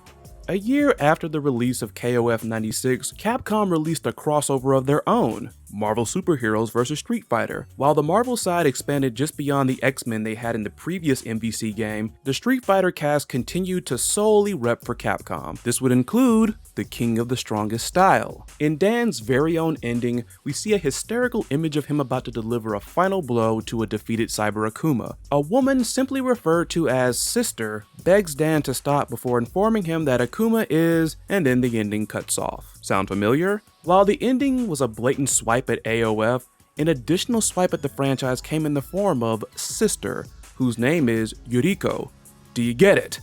Because Capcom thought Ryo sounded too much like Ryu, so they gave their Ryo parody a sister who looks like Yuri and has a similar name. Then on top of that, they were both born December 7th, have the same blood type, both like cake, and both play softball. Number 9, the other time she got kidnapped.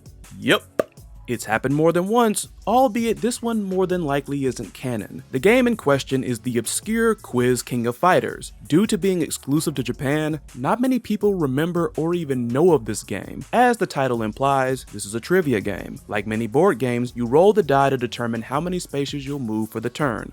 Various SNK characters appear and issue the player trivia challenges. There are even battle sequences which also follow the quiz format, as you can only damage your opponent by getting a correct answer. Yuri gets kidnapped by the love child of Tekkaman and Shovel Knight, who we then find out is just Dr. Wily's long-forgotten wimpy brother in a costume. He then scurries away, tries to get some cool points with the "this isn't even my final form" moment, until ultimately jobbing out. Bonus fact, despite the title of this game, IORI and Kyo are nowhere to be found. Number 10, a squared circle shoutout. Throughout many fighting games, we've seen plenty of characters based on professional wrestlers. There's also been many pro wrestlers who have based their personas on or have done things paying homage to fighting games. In most cases, these games are Street Fighter, Mortal Kombat, and Tekken. If you were wondering where the love for SNK is, allow me to introduce you to Yuka Sakazaki. Even if you aren't a fan of wrestling, Yuka's mannerisms and presence are bound to put a smile on your face. She's got quite a lot going for her.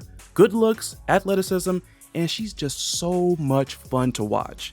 She's also a big fighting game fan, and one of her favorite characters is, of course, Yuri Sakazaki. Aside from a similar sounding name, Yuka has cosplayed the Kyokugen Ryu princess before, with this one picture of her doing Yuri's signature taunt. In wrestling, she's billed herself as being from Southtown. Yeah. Finally, in another coinky dink, Yuka, like Yuri, was also born in December. First, she was voiced by someone who became a musical sensation, and now we know she was cosplayed by a young, talented wrestler who was already making a name for herself. Yuri Sakazaki is linked to some pretty awesome people. And And that's this list. Know any other cool facts about Yuri Sakazaki? Comment below, and don't forget to like, share, and subscribe for more videos in the future. This is PRELUDE, and I will catch you all in the next one. Take care, be safe out there. See ya. Like I said, that was fun to put together, and it was actually pretty fun to watch too. I think Yuri Sakazaki just oozes fun. Like, I think that's just her aura. Maybe I'm overlooking some stuff, but as far as looking at some extra trivia, seeing some things that either aged poorly or aged well, I couldn't find anything with that video, so let's move right along. I know at one point in this video, I present a list of all the official fascinating facts about KOF character videos, and conveniently, IORI is in the number 8 spot, which is gonna, of course, tie into one of the facts here. And literally, this is how these 3 videos uploaded. I just threw them together like in the freaking upload box, and I just let it go. I was freaking tired. But anyways, yeah, IORI YAGAMI. This one was also hella fun to put together. I mean, I'm also a really big YURI fan, so this was another one I was excited to do. And on top of that, I think this was the first time that I shouted out another similar sized YouTuber, and me and that YouTuber actually became friends, and I'm talking about Vault. Shoutouts as always. So here you all go, 10 fascinating facts about IORI YAGAMI.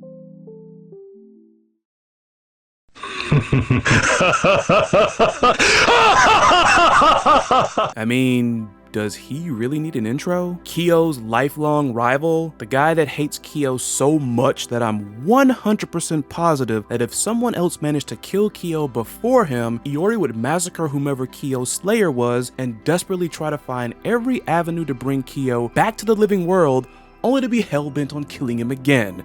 Such is the life of one driven by such seething hatred. With Scorpion and Sub-Zero calling a truce and ending their feud in MKX, IORI may take the top spot for the most unrelenting, bloodthirsty fighting game rival as of right now. Anyways, these are 10 fascinating facts about IORI YAGAMI. Number 1, yet another redesign. In case you're new here, first off, thanks for watching. I'm glad to have you. Second of all, I loved IORI's KOF 15 trailer. Aside from his updated design, his climax where Orochi speaks through him before force-feeding the unfortunate soul trapped in his grip some of those super hot purple flames is just pure hype. Even with the reveals of some of my personal favorites like SHUN'EI, Luong, Mai, and even seeing how much I really enjoyed Isla's debut, IORI is still my current pick for the best KOF 15 character trailer. Looking back at his design, many fans were blown away with this fresh new look. Others pointed out that it seemed to be a callback. Back in KOF 2000, IORI had a maniac striker in the form of another IORI. The color scheme and the trench coat are a total match, albeit with KOF 15 IORI having some added detail with the trimming on his shirt and collar, as well as having his family crest on the back of the coat. Apparently, this is the outfit IORI wears in concert or at bars. Number 2, a KOF 13 event simultaneously occurred on his birthday. Well, that's nice. Even though IORI still wouldn't give a crap. Seriously, this guy would be a thunderous Scrooge on his own day of birth. Kei Yamamoto served as director and producer of KOF 13. In an interview with Dengeki Online, he recalled several fans attending a special KOF 13 event telling him that the day of the event was taking place on IORI's birthday. It's unknown if this was done on purpose though. Seeing the propensity of some SNK fans to point out very minute details, this was probably a freaky coincidence. Number 3, real-life heat with AOF developers. In his KOF debut in '95, IORI led the Rivals team, which additionally consisted of Eiji Kisaragi and Billy Khan. Though they didn't share a common enemy, they at least shared the fact that they had deep-running grudges. We already know who IORI hated, and still does. Eiji was continuing his anti-Kyoku Genryu crusade. Finally, Billy pursued the Bogard brothers to avenge Master Geese. Of course, there was no way a team like this would coexist for long, as the red-haired Rager battered Eiji and Billy in the team's ending. Though I'm sure IORI wouldn't be surprised at both of them hating him to this day, I think even he would be amazed that he evoked the wrath of the Art of Fighting dev team. Yup. They didn't take kindly to Eiji being crushed in his KOF debut. It probably hurt all the more seeing that Eiji's future KOF appearances would be few and far between. Bonus fun fact, every member of the '95 Rivals team was born on the 25th of a month, with IORI being born March 25th, while Eiji and Billy were both born on December 25th. Number 4, he was originally planned to be the final boss of KOF 97, in his Orochi form to be exact. Interestingly, we first saw this berserker side of Iori in the Yagami team's ending in 96. He was actually a playable character in the Game Boy port of that game as IORI, you know, with an exclamation point. Seeing that Orochi Iori was specifically designed to mow down other characters with ease, it sounds like he'd meet the criteria of SNK boss. One reason the staff caught cold feet doing this was concern for how Orochi Iori would be received by fans. Ultimately, Orochi Iori was relegated to being a mid-boss in KOF 97. Number 5, designers felt intense pressure when working on him. Such is the case for any popular character, if you ask me. On one hand, you don't want your most stalwart characters to become stale and boring, so you decide to spice them up a bit, maybe change them up. On the other hand, we've all heard it before, if it ain't broke, don't try to fix it. When it came to changing up Iori, designers were sweating and pouring entire rivers, calling him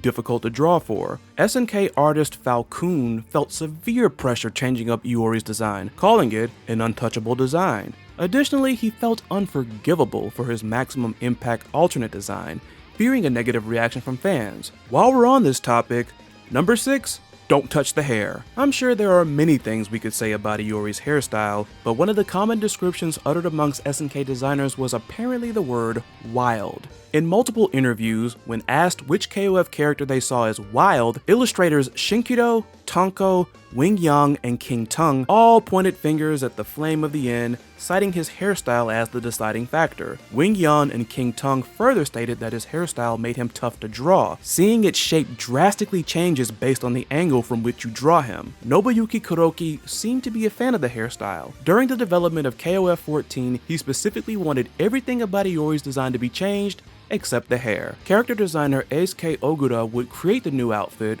which, alongside Kyo's, provoked controversy among fans. Oda explained that he wanted a new look for Iori and Kyo, seeing it was the start of a new arc. Number 7, methinks Iori doth protest too much. Trash talking is an art form in and of itself, and KOF has some interesting jawjackers. Hein's specific win quotes alone kept me from naming him as 14's most boring character. Kukuris are a combination of some grim imagery and him swearing like a docker. Finally, I want to give an honorable mention to K-Dash for this quote aimed at Kula from KOF 2002, "You just bleed there and think about what you've done." Yeesh. If I had known about it beforehand, I'd think that Iori would have originally said that K-Dash quote. What he did say is the following standout quote in SVC Chaos. When facing off against Chun-Li, the very first thing Iori says to her is, "If you wish to not die, get thee to a nunnery." What? For those not in the know, "get thee to a nunnery" is a quote from William Shakespeare's Hamlet. In the simplest context, let me stop with that. In the simplest context, he's telling her to go away. Clearly Chun-Li caught on to what he was saying by denying she would die and that she was religious. A nunnery is a single or multiple buildings where nuns live as a religious community, and apparently there's been a debate over whether nunnery carries a second definition, that being slang for a brothel. If that is the case, I'm sure Chun-Li would turn that down as well. Number 8, Crazy Eights. Crazy Eights is the 8th entry on this list about Iori and his many references to the number 8. This video is also the 8th video in the Fascinating Facts About KOF character series. The universe is strangely funny like that sometimes. Iori's many references to the number 8 mostly stem from the Yamata no Orochi legend, which means story time! For starters, Iori's ancestors signed a blood pact with Orochi, who is named after the legendary 8-headed, 8-tailed serpent in Japanese folklore. Upon signing this blood pact, the newly re-Christian Yagami clan gained access to a forbidden technique, Yaotome, also known as the 8 Maidens. In the folktale, Susanoo encountered an elderly couple of gods, Ashinazuchi and Tenazuchi, who were crying. The couple had 8 daughters, but only one of them still lived. This was due to Orochi demanding one of their daughters as a sacrifice per year, and soon he would arrive to demand and devour the final one, Kushinada Hime. Susanoo planned a trap before Orochi's arrival, having the couple build a large fence with 8 gates. Upon each of the gates, they placed a vat which they filled with strong sake. When Orochi arrived to devour the final maiden, he was immediately drawn to the sake. He dipped each of his 8 heads into all the vats and drank himself into a slumber. Susanoo capitalized off this distraction, cutting Orochi into small pieces. 2 of Iori's supers reference the trap that Orochi fell for, Yasakazuki, or the 8 wine cups, and Yashiori, which is a reference to Yashiori no sake, otherwise known as the sake of 8 salt snappers, which was the brew used to lure in Orochi. Number 9, recognizing the true 8 maidens. One thing that makes a cool super move even cooler is when it tells a story. We've already gone over Iori's signature 8 maiden super. However, as many of you know, a man named Ash Crimson came in, swiped Iori's Yasakani jewel, and left him literally flameless. Figuratively, Iori still had a fire inside of him, continuing to literally scratch and claw his way through combat. While his fire-free version of the 8 maidens may seem plain compared to the fire-filled version, it makes up for being pretty brutal in nature. Additionally, this version is actually something of a callback. If the throat rip at the end doesn't already give it away, it's basically a variation of Gonitz, or is it Genitz? What? I don't care. It's basically his take on the true 8 maidens, without the slam at the end of course, which is actually pretty cool. It's kind of interesting that Iori adopts a variation of a super that was once used by someone he helped defeat. Number 10, Masahiro Sakurai was amazed with him. Hope you enjoy your break, Sakurai-san and company. You earned it. With Terry Bogard's inclusion into Smash Bros. Ultimate, we were treated to Sakurai reminiscing and fanboying over SNK characters, games, and music. Of course, several characters from Fatal Fury, AOF, and KOF make cameos in the game. However, one of them really made an impression on Sakurai. You know who it is, he's the subject of this entire video. When showing Iori's in-game model for Smash, Sakurai stated he loved his design and attitude so much that he considered his designer a genius. I'm confident Shinichi Morioka would totally appreciate that. Also, seeing I open up this video with a clip of Iori's iconic laugh, I want to end it with one as well, albeit with a twist. I've got to give props to Nintendo with that Terry trailer, with my favorite part being Iori no-selling his failure to obtain his invitation.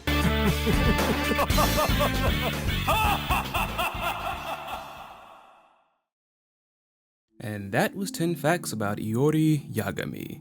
Yeah, I still love that video too. I had a lot of fun with that, like with the references and even the little switch up in the music when we were talking about the Yamata no Orochi legend. Alright, let's look at some interesting notable things that I just so happened to catch on to while watching that. With Scorpion and Sub-Zero calling a truce and ending their feud in MKX, well, the timeline reset yet again come Mortal Kombat 1, or Mortal 1 Combat as my friend Emily calls it. And albeit it's Kuai Liang versus Bi-Han with Kuai Liang being Scorpion, the Scorpion Sub-Zero feud has pretty much begun again. So much for that. Number 8, Crazy Eights. Crazy Eights is the 8th entry on this list about Iori and his many references to the number 8. This video is also the 8th video in the Fascinating Facts About KOF character series. The 8th fact in the 8th video in the Fascinating Facts About KOF character series was actually very fun to research.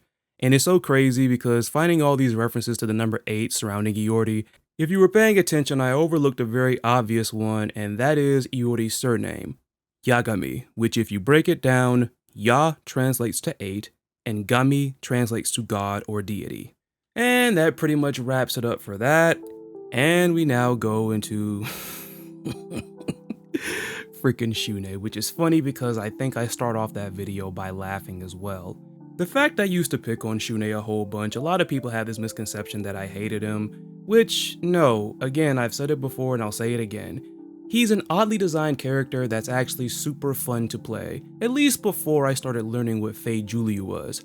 Thank you, Shuichi. Hope you're doing well. I was actually surprised I was able to get 10 interesting facts about this character seeing how new he was, but you dig deep enough, you never know what you'll find, so without further ado, at the time of me recording, 10 facts about the current KOF protagonist, SHUN'EI. Oh man. SHUN'EI was pushed as the main protagonist of the first game of the newest arc, a game that kinda polarized the fanbase with its change in design and playstyle. He didn't even garner a sliver of the popularity or coolness of Kyo or K-Dash, nor did he elicit much of a fan reaction like the controversial protagonist Ash. To top it all off, His character trailer was the very first one for KOF 15, and it was marred by the editor being annoyingly addicted to jump cuts. The kid can't catch a freaking break. Despite all of that, I personally feel he's redeemable. Here's to hoping that KOF 15's story does him justice. SHUN'EI seems to have the hots for him, and that's a great improvement in my book. Anyways, these are 10 fascinating facts about SHUN'EI.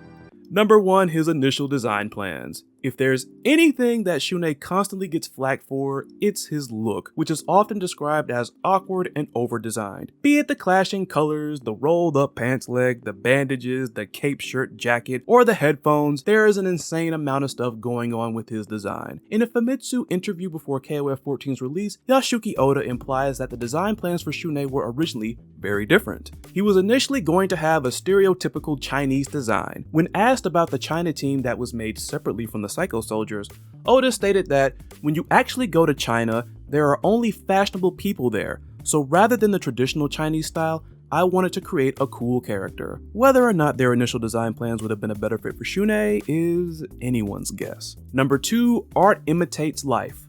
Sort of. Some fans looked at SHUN'EI and wondered, how can SNK go from Kyo Kusanagi to this? The answer probably won't shock you all that much. SHUN'EI, the fresh young upstart forcibly pushed as the current face of the franchise, was designed by a fresh young upstart. Apparently the idea was to craft a new hero that would stand out whilst not adhering to the existing KOF series. So the devs felt like the key to bringing in a new generation of KOF fans was to have a new, younger designer come up with the design. Number 3, the Athena connection. Did you know that SHUN'EI's been enjoying Athena's music lately? Tis all there on the official KOF 15 website, which is phenomenal by the way. What the KOF 15 website will not tell you is something else that connected SHUN'EI to the Psycho Soldier idol. I'll give you a hint, look at the previous entry. Yep.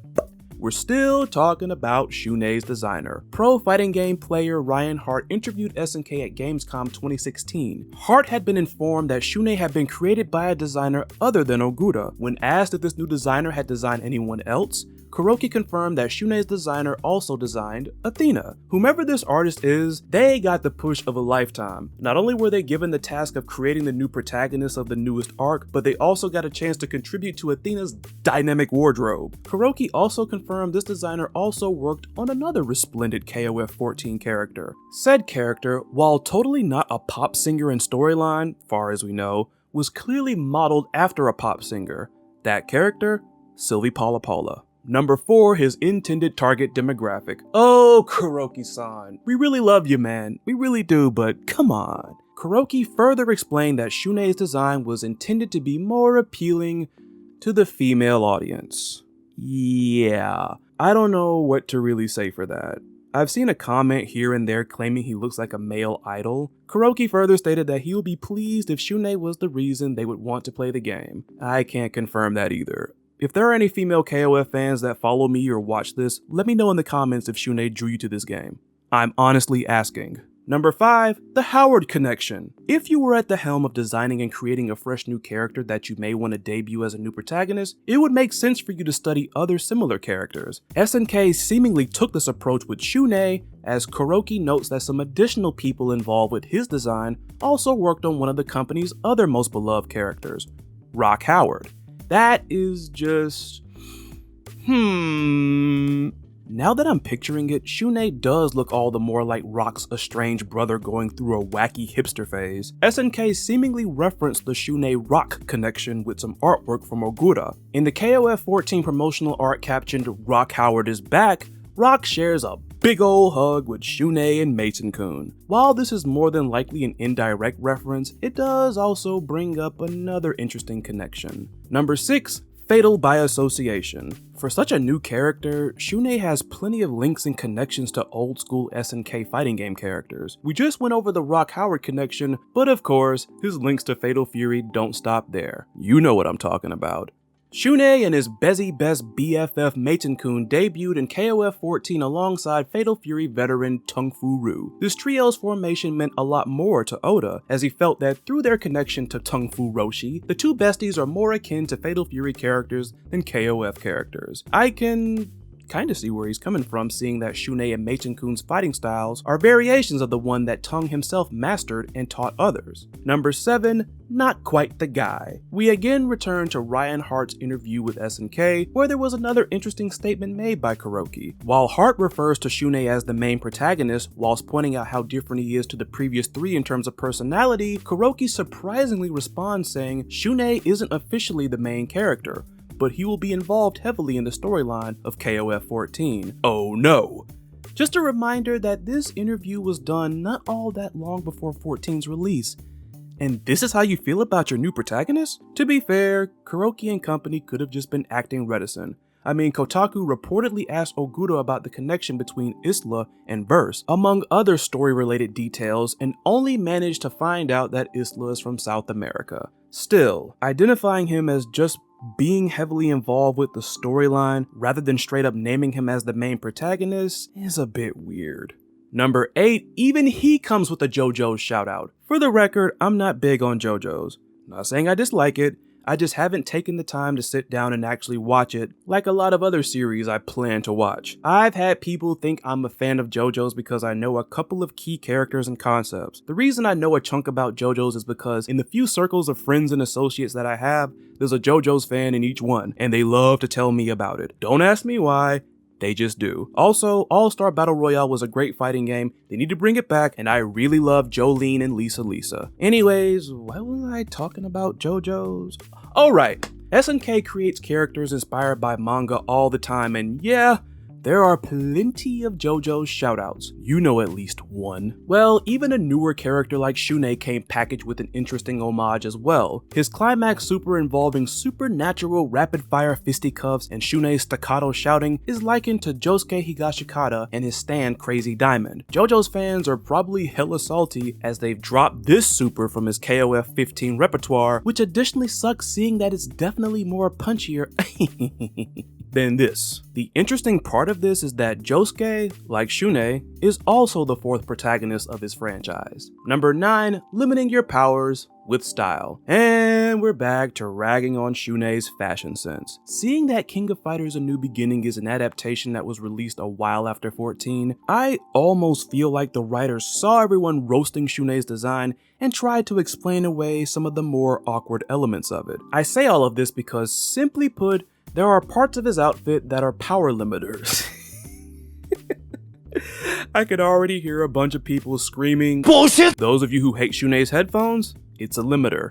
Think the bandages are tacky? Also limiters. Were you like me and thought SHUN'EI couldn't decide if he wanted to be a hipster or a superhero, so he went middle of the road with it by wearing his jacket like a cape? I'll have you know that it's not a cape, and it's not a jacket, and it actually isn't a limiter. It's oh wait, yes it is. I'm curious as to whether or not we'll see SHUN'EI pull this in 15 story mode though. Number 10, Chizuru is his big sister. Nah, pump your brakes, I didn't mean it like that. We've talked about many interesting things concerning SHUN'EI, but one thing we haven't covered until now is his voice actor, Takashi Ohara. He also voiced another major SNK character, Ambrosia's faithful agent Shiro Tokisada Amakusa in Samsho 5 Special. From a big-time villain to a KOF protagonist. Not bad. Well, as I'm sure you probably guessed by now, the voice actress of Chizuru is his older sister, Sayaka Ohara. Sayaka first voiced Chizuru in the RPG game, The King of Fighters World. She reprised the role in King of Fighters All-Star and of course KOF 15. Also, just an extra bonus fact, Sayaka also voiced my favorite Sekirei character, Miya Asama, and for that, I'm grateful. But that's all I got for this. Do you know anything else cool about SHUN'EI, something interesting? Let me know in the comments. Don't forget to like, share, and subscribe for more videos in the future. I, of course, am Chrysalid Lotus, and I will catch y'all when I catch y'all. Take care, be safe out there. See ya. Man, I'm still surprised that video came together like it did. Then again, I mean, hey, that's just a testament to the fact that I know a lot of people really didn't like SHUN'EI, but that doesn't take away from how interesting he is.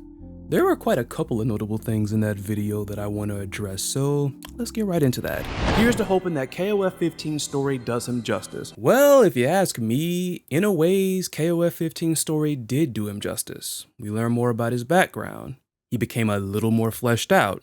I still think they did this a little bit late and we should have seen more of this in 14, but hey, regardless, 15 story did do him justice in my opinion at least. If there are any female KOF fans that follow me or watch this, let me know in the comments if SHUN'EI drew you to this game. I'm honestly asking. I'm just bringing this up to say thank you and shoutouts to everybody that answered and partook in this little impromptu poll, if you will. I totally appreciate it. While Heart refers to SHUN'EI as the main protagonist, whilst pointing out how different he is to the previous three in terms of personality, Kuroki surprisingly responds saying SHUN'EI isn't officially the main character, but he will be involved heavily in the storyline of KOF 14. Oh no! Just a reminder that this interview was done not all that long before 14's release. And this is how you feel about your new protagonist? Looking back at this video, I feel like this was less of something aging one way or the other and more of just an oversight on my part. I say that because SNK had claimed that SHUN'EI had become a bona fide protagonist in one of the earliest KOF 15 teasers. Looking at this video, the fact that I mentioned Isla, who was revealed way after this other trailer in question, yeah, more of an oversight on my part. Also, All-Star Battle Royale was a great fighting game. They need to bring it back, and I really love Jolene and Lisa. JoJo's Bizarre Adventure All-Star Battle indeed made a comeback, just with an R on the end this time. And that is the long and short of the SHUN'EI video and this little trio of videos I dropped at the same time. After that, we got back on schedule because people then wanted me to do a video about Leona HEIDERN. And right off the bat, as I'm looking at the thumbnail, it still gets a cackle out of me. Anyways, here's 10 fascinating facts about Leona HEIDERN. Silent, sharp, and skilled, Leona is quite a spectacle in combat, with her piercing hands and exploding earrings. She's one of the more reserved and reticent characters, personality traits which, oddly enough, many fans admire about her. She was brought into KOF in the hopes of creating a suitable replacement for her adoptive father HEIDERN, whom she stood in for on the Ikari Warriors team in her 96 debut. While she didn't fully replace him, obviously, she has definitely garnered quite a following over the game's history. These are 10 fascinating facts about Leona HEIDERN. Number 1. Respecting real power. Let's start with a very popular one. Many of you are probably familiar with this infamous bug. For those who are not, in KOF 98, Leona has a few special pre-battle interactions in which she salutes her opponents. Said opponents are all fellow Ikari warriors, except one, that being Chang. Seeing that Chang doesn't have a past as an Ikari warrior, as far as we know, and the fact that she doesn't salute Ralph, this has been chalked up to being an accidental switcheroo in the coding. SNK humorously leaned into this botch, with developers claiming that Leona saluted Chang as a quote, respect for real power. Make of that what you will, because SNK has never really explained what that actually means. What they did do was not only reveal these two at the same time in the same KOF 14 trailer, but had them salute one another in a pre-battle intro in said game. Number 2, apple juice. Far past my favorite type of juice, that would be orange juice. I see you, Jose. It would appear that Leona really has a thing for it, so much so that she screams it out when performing forward throws in KOF 99, or at least that's what people think they heard. Like the salute interaction mentioned previously, SNK snuck in a reference to this misheard phrase as Leona shouts it much more blatantly. A lesser known instance of Leona shouting apple juice can be found in the KOF 12 English dub. Apple juice. Apple juice. Apple juice? You get thirsty all of a sudden, Leona? Apple juice. Apple juice. Number 3, the best video game character of all time. And you're looking right at her. Yep, it's her. Whatever video game character you consider the best has got nothing on the Leona HEIDERN. Deal with it. She's the GOAT. According to a writer at Destructoid. In a review of SNK Heroines Tag Team Frenzy, writer Chris Moise lauded Leona as the best video game character of all time. Keep in mind that he basically glossed over other popular SNK women fighters Mai, Yuri, Nakoruru, and bestows the title to the Silent Soldier. While Leona is one of KOF's most popular characters, giving her such a title is a hell of a claim. All in all, the tone of this review hints at this remark being sarcastic, or just his own way of calling Leona his favorite character. While we're talking about popularity, number 4, salute the Ice Queen. Leona is not only a massive favorite among fans, but also the SNK staff themselves. One of said staff members is former SNK illustrator Shinkido. Logo and character designer Now Q also declared Leona his favorite character, claiming that he had a soft spot for Ice Maidens. He saw her as the total opposite of Mai Shiranui due to her cold demeanor. Producer Yasuki Oda named Leona as his favorite KOF character alongside Kyo. He cites her reticent personality, her dash attacks, and the Moon Slasher sound effect among his favorite things about her. Number 5, Metal Slug Throwback. Oh, SNK heroines, why are you so weird? Ah, wait, I know the answer, because Kukri was running the show. Even with this game being chock-a-block with fan service and hotness, Leona still managed to stay just as cold as she always has. While most of the cast was very red in the face due to the outfits they were forced to wear, Leona, clad in a bikini outfit, still kept the same solid, serious expression. While this cat bikini outfit seems like a way out of left field instance of Leona embracing her sexiness, hardcore Metal Slug fans weren't the slightest bit flummoxed. She had actually donned this outfit in one of her unit variants in Metal Slug Attack, which was released 2 years prior to SNK Heroines. No wonder she isn't blushing over being forced to wear that outfit. Now, if we can just get zombie Leona from Metal Slug Defense in a fighting game, that'd be awesome. But for now, back to the cat facts. Number 6, they've got a cat, we have a lioness. Know of any other female soldiers in fighting games? Okay, let me rephrase that. Do you know of any female soldiers in non-SNK fighting games? Okay, one more time.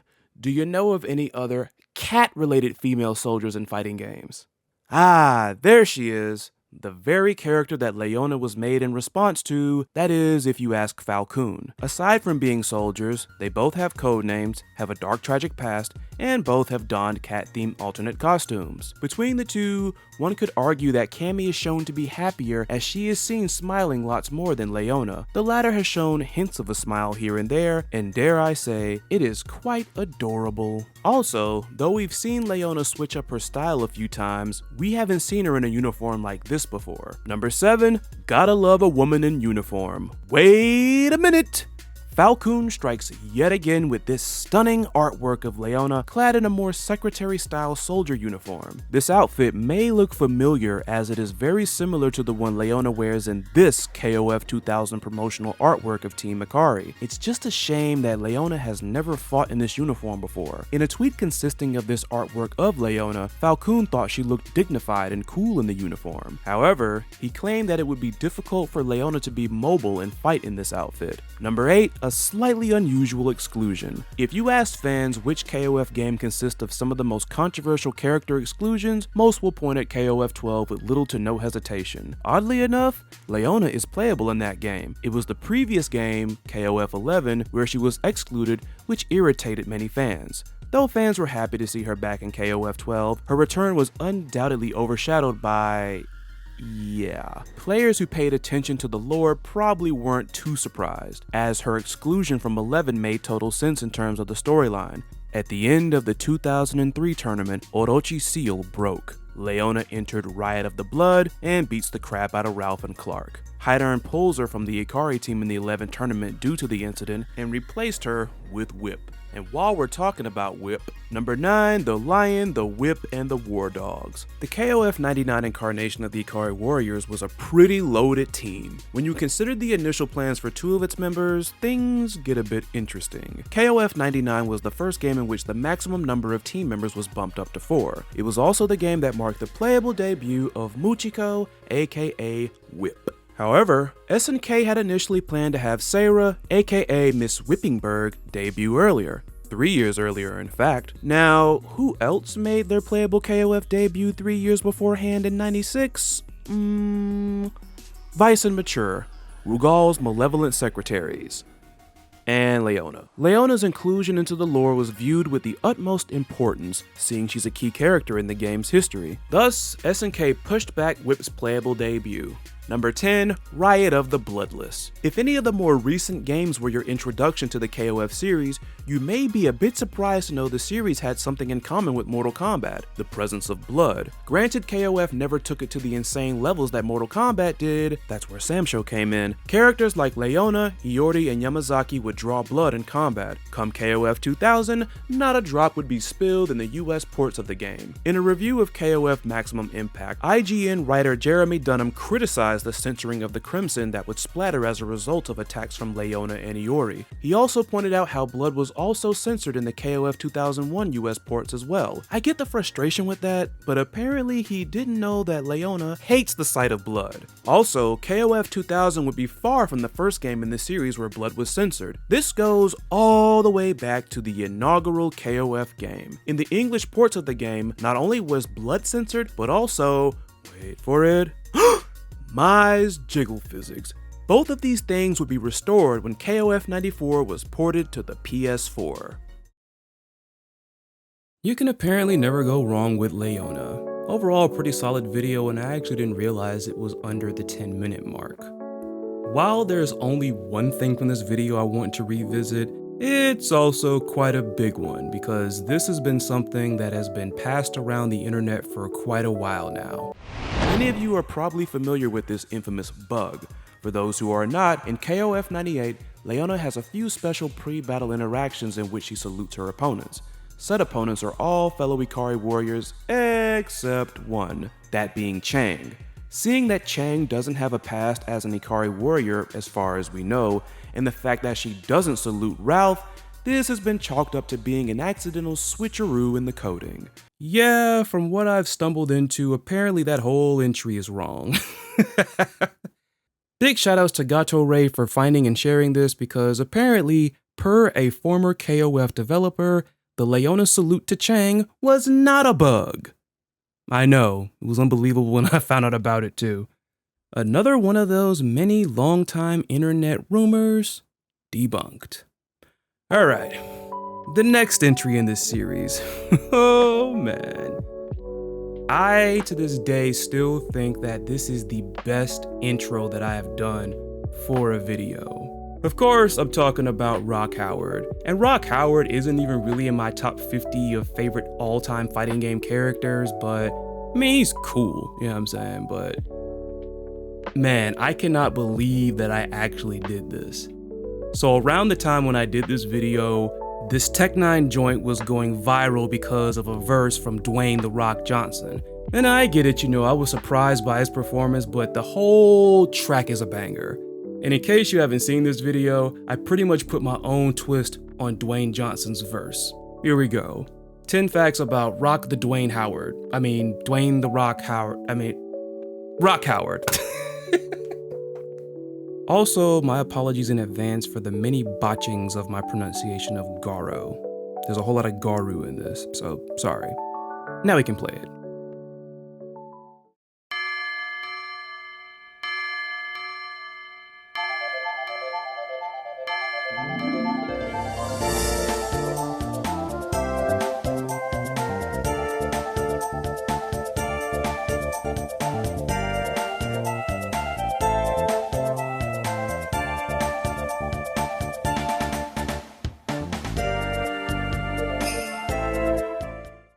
It's about drive, it's about power. A young wolf built to devour. Look in his red eyes and start to cower at the sight of his glower. Got Geese's blood in his veins and Terry got him to train. And since his first game, no one's forgotten his name. What they gonna get though? Another character that needs no introduction, but he's gonna get one for consistency purposes.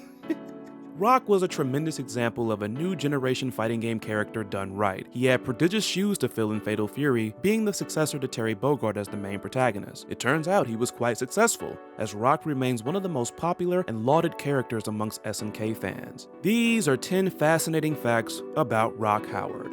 Number 1, a fresh face for a fresh age. Whether you're talking about the greatest SNK fighting games of all time, or just the greatest fighting games of all time in general, Garu Mark of the Wolves is bound to be on most lists. Garu was SNK looking to establish a new generation era for one of its most classic franchises. If this sounds a bit familiar to you, it's because SNK had also done this with a different fighting game 5 years prior. Similar to one of the ideas behind Kyo's conception for KOF 94, Rock was created to contrast most of the previous masculine Fatal Fury characters. The game was littered with older, macho male characters, which, in an interview with Famitsu, Nobuyuki Kuroki found problematic for a fresh new installment. That's where SNK brought in Rock Howard, who had a much more youthful, athletic, and lean appearance. Oddly enough, while Rock would seem like a cool and perfect face to lead a new generation, SNK were actually a bit shaky about him, which we'll get back to later. Number 2, spread the wings and fly away to Dreamland. Though this is a widely known fact, I'm just glad I finally get to talk about music on this series for once. Awesome! Rock's very first theme song, Spread the Wings, is an absolute banger. Enough said. Of course, top-tier music nerds probably heard this song and thought it sounded suspiciously similar to Robert Miles' Children. Unlike most instances of similar-sounding songs, this was done on purpose, as the composers of Garu's music were reportedly fans of Robert Miles. Fun fact, the composition Children itself was likened to a song that preceded it. The song in question is Napoy Minya Vodoy, which translated from Russian means Quench My Thirst, as performed by Gadik Sukachov. No lawsuits were filed though, as Sukachov stated that he had given his consent for the melody to be used in the song. Come Rock's playable appearance in 14 on April 5th, 2017, his old theme was scrapped for a brand new rock-infused song called Emergence. Sadly, the following month, Robert Miles passed away at age 47 due to pancreatic cancer. Though Emergence is a pretty awesome tune, most fans still prefer Spread the Wings, and it was actually the song that introduced me and possibly others to Robert Miles' music. If you haven't heard it already, go check out Dreamland. In my opinion, it is a masterpiece. Number 3, natural talent. As we all know, Rock's playstyle is a mixture of his biological father Geese and his adoptive father Terry. However, it would be the latter that actually trained him. So how did Rock obtain the ability to learn his father's techniques when he wasn't really in his life? If you answered maybe he's just born with it, you're technically right. In a Q&A with Garu developers, they claim that Rock had learned Geese's techniques without even realizing it. It's almost like how Cell in Dragon Ball knew how to do the Kamehameha despite not ever being under the tutelage of Master Roshi. Speaking of Roshi, it's totally believable that Rock could pick up some of his father's techniques despite not being directly trained by him, as his father and Terry Bogard both trained under Tung Fu Ryu. Also, I'm now just realizing Rock and SHUN'EI are basically both Hakyoku Seiken practitioners. Speaking of SHUN'EI, number 4, mutual uncertainty. If you watch SHUN'EI's 10 Facts video from this series, you may recall that he had an interesting connection to Rock Howard. For those of you who haven't seen that video, simply put, some designers who helped create Rock also played a part in SHUN'EI's visual development. Well, while researching for this video, I found something else they had in common. Also in the SHUN'EI video, we learned that SNK wasn't initially all in on him being the main protagonist of the current arc, given how they were talking about him in that interview with Ryan Hart. It turns out that despite being leagues more popular and well received than SHUN'EI, SNK had similar sentiments toward Rock Howard in the beginning. On January 17, 2016, Nobuyuki Kuroki posted a 1998 sketch that he did of Rock on Facebook. In the accompanying caption, Kuroki recalls how uncertain he and Oda were about making Rock the main protagonist of Garu. They were clearly looking for a successor to Terry, despite the fact the Wild Wolf would be playable. They ultimately went with Rock despite their indecisiveness, and yeah, Rock became an instant hit, going as far as to eclipse one of the biggest faces of SNK in a Garu popularity poll. Bonus fun fact, going back to the SHUN'EI comparisons, just as SHUN'EI's current voice actor has a big sister who's a voice actor, the same goes for Rock's most recent voice actor, Yuma Uchida. However, his big sister Maya Uchida hasn't voiced any KOF characters. If you're familiar with her roles, comment below and let me know what KOF character you think she would be a perfect fit for. Number 5, post-leaks get heat. Even back with KOF 14, leakers just couldn't help themselves. As many of us will recall, en route to the release of the Season 1 DLC pass, Rock had been leaked as the final character in said season. This reveal was overwhelmingly positive across the KOF community, except for one very important person, that being KOF 14 director Yasuki Oda. On Facebook, Oda made his feelings toward the leak incredibly clear, simply stating that he felt, quote, pissed off. I've talked about my distaste for leakers several times before, and seeing this video is about Rock, I don't want to waste too much time on that, so I'll just keep it simple. To those of you who love to ruin surprises, nobody likes you! Number 6, his playable 14 debut was more interesting than you remember. When it came to including him on a KOF roster, Rock had seemingly spent most of his time locked out via Legacy. The KOF team reportedly didn't want to include him on the roster out of respect for the original Fatal Fury staff. Rock is in the mainline KOF canon, but as a child. Despite all these barriers and discrepancies, SNK pulled the trigger and made Rock playable in 14 via DLC. Though his appearance is non-canon, fans didn't care. They were just happy to finally play Rock in a mainline KOF game. With this playable appearance, Rock became the first and so far only character to make a playable debut in Maximum Impact prior to making a playable debut in the mainline KOF series. Yep, Rock was playable in the spin-off before officially making his way to the mainline series. Additionally, Rock's playable 14 debut made him the first character in the mainline KOF series to make their debut as a DLC character. Before you mention Mr. Karate in KOF 13, if KOD doesn't count as a new character, then I don't count him either. They are both alter egos of characters that have been playable in previous mainline KOF games. When Rock showed up, it was the Rock Howard. We didn't see Teen Rock, Young Rock, or Kid Rock as a playable character in a previous KOF game. Number 7, a little something new in Garou 2. Garou 2. What could have been. While this game never came out, SNK was cool enough to fill us in on some info about it. They revealed the cast of the sequel, reportedly adding in an apprentice of Joe Higashi and a new grappler character. Judging by an interview at Famitsu, it appeared the old characters probably wouldn't have gone into the new installment without a little something new themselves. Nobuyuki Kuroki stated that he had came up with new moves for Rock Howard, as well as fellow fan favorite B. Jenny. Whether or not these moves were incorporated into their movesets in their appearances in later games is unknown. Number 8, K-Clash. Garou Mark of the Wolves was being developed around the same time as KOF 99, two different SNK fighting games, both introducing brand new main protagonists. Who'd have thought that these two games would stumble into a little snafu? Developers had noted a few visual similarities between Rock Howard and then premier KOF protagonist K-Dash, particularly with their hairstyles. This caused K-Dash to undergo a bit of a redesign. The KOF 10th anniversary website stated that this fiasco caused K-Dash's designer to become very nervous, jokingly stating that the designer, quote, lost a few pounds from panic. Number 9, his double cameo. KOF 2003 was Rock's last canon appearance in the mainline KOF series. Depending on who you ask, he may have made 2 cameos in that game. The first and most obvious appearance is in the opening of KOF 2003, where you see Rock as a youngster. The second one is disputed. In the Fatal Fury team ending, there's a shot of a crowd which appears to include one Rock Howard, or somebody who looks strikingly similar to him. Some believe that this is indeed Rock Howard, while others argue the opposite. Those who argue against this man being Rock Howard claim it's an impossibility seeing that Rock is a child in the mainframe KOF continuity. This reasoning makes the most sense, as Rock doesn't have any evil twins roaming around the KOF universe, far as we know. Number 10, his long-lost twins. While he may not have any twins in the KOF universe, Rock does have quite a few elsewhere. One of them is actually the protagonist of another SNK fighting game franchise, that being the awakened Kaede from The Last Blade. While their fashion sense is drastically different, the two of them facially favor one another, both being blonde Bishonens bearing bloody red eyes. SNK further played up this comparison, having Rock wearing Kaede's outfit in Maximum Impact. Some have also likened someone from the Tekken universe to Rock Howard, that being Leo. They are literally a pair of black pants and boots away from basically cosplaying Rock Howard. Also, Leo's fighting style is Baji Quan, which is one of the fighting styles Hakyo Kuseiken is based on. Finally, there's a character that is a direct homage to Rock, Feather from Grand Blue Fantasy. I mean, I don't think I need to explain it. Feather even has several moves and animations that are directly lifted from the wolf's pedigree. Yeah, my stomach kind of clutched a little bit with all the botches, but I still love that video. Like, I'm sorry, like, I'm not gonna nitpick myself that badly when I have an intro like that for that video. So, there are a couple of things I do want to revisit when it comes to this video aside from the nitpicks. Let's go. Number 7, a little something new in Garou 2. Garou 2. What could have been. While the original Garou 2 remains lost, you all know what's up. We are getting a new Fatal Fury, and it is looking hella promising. while this game never came out, SNK was cool enough to fill us in on some info about it. This point right here is more in reference to what was shown as opposed to what was said.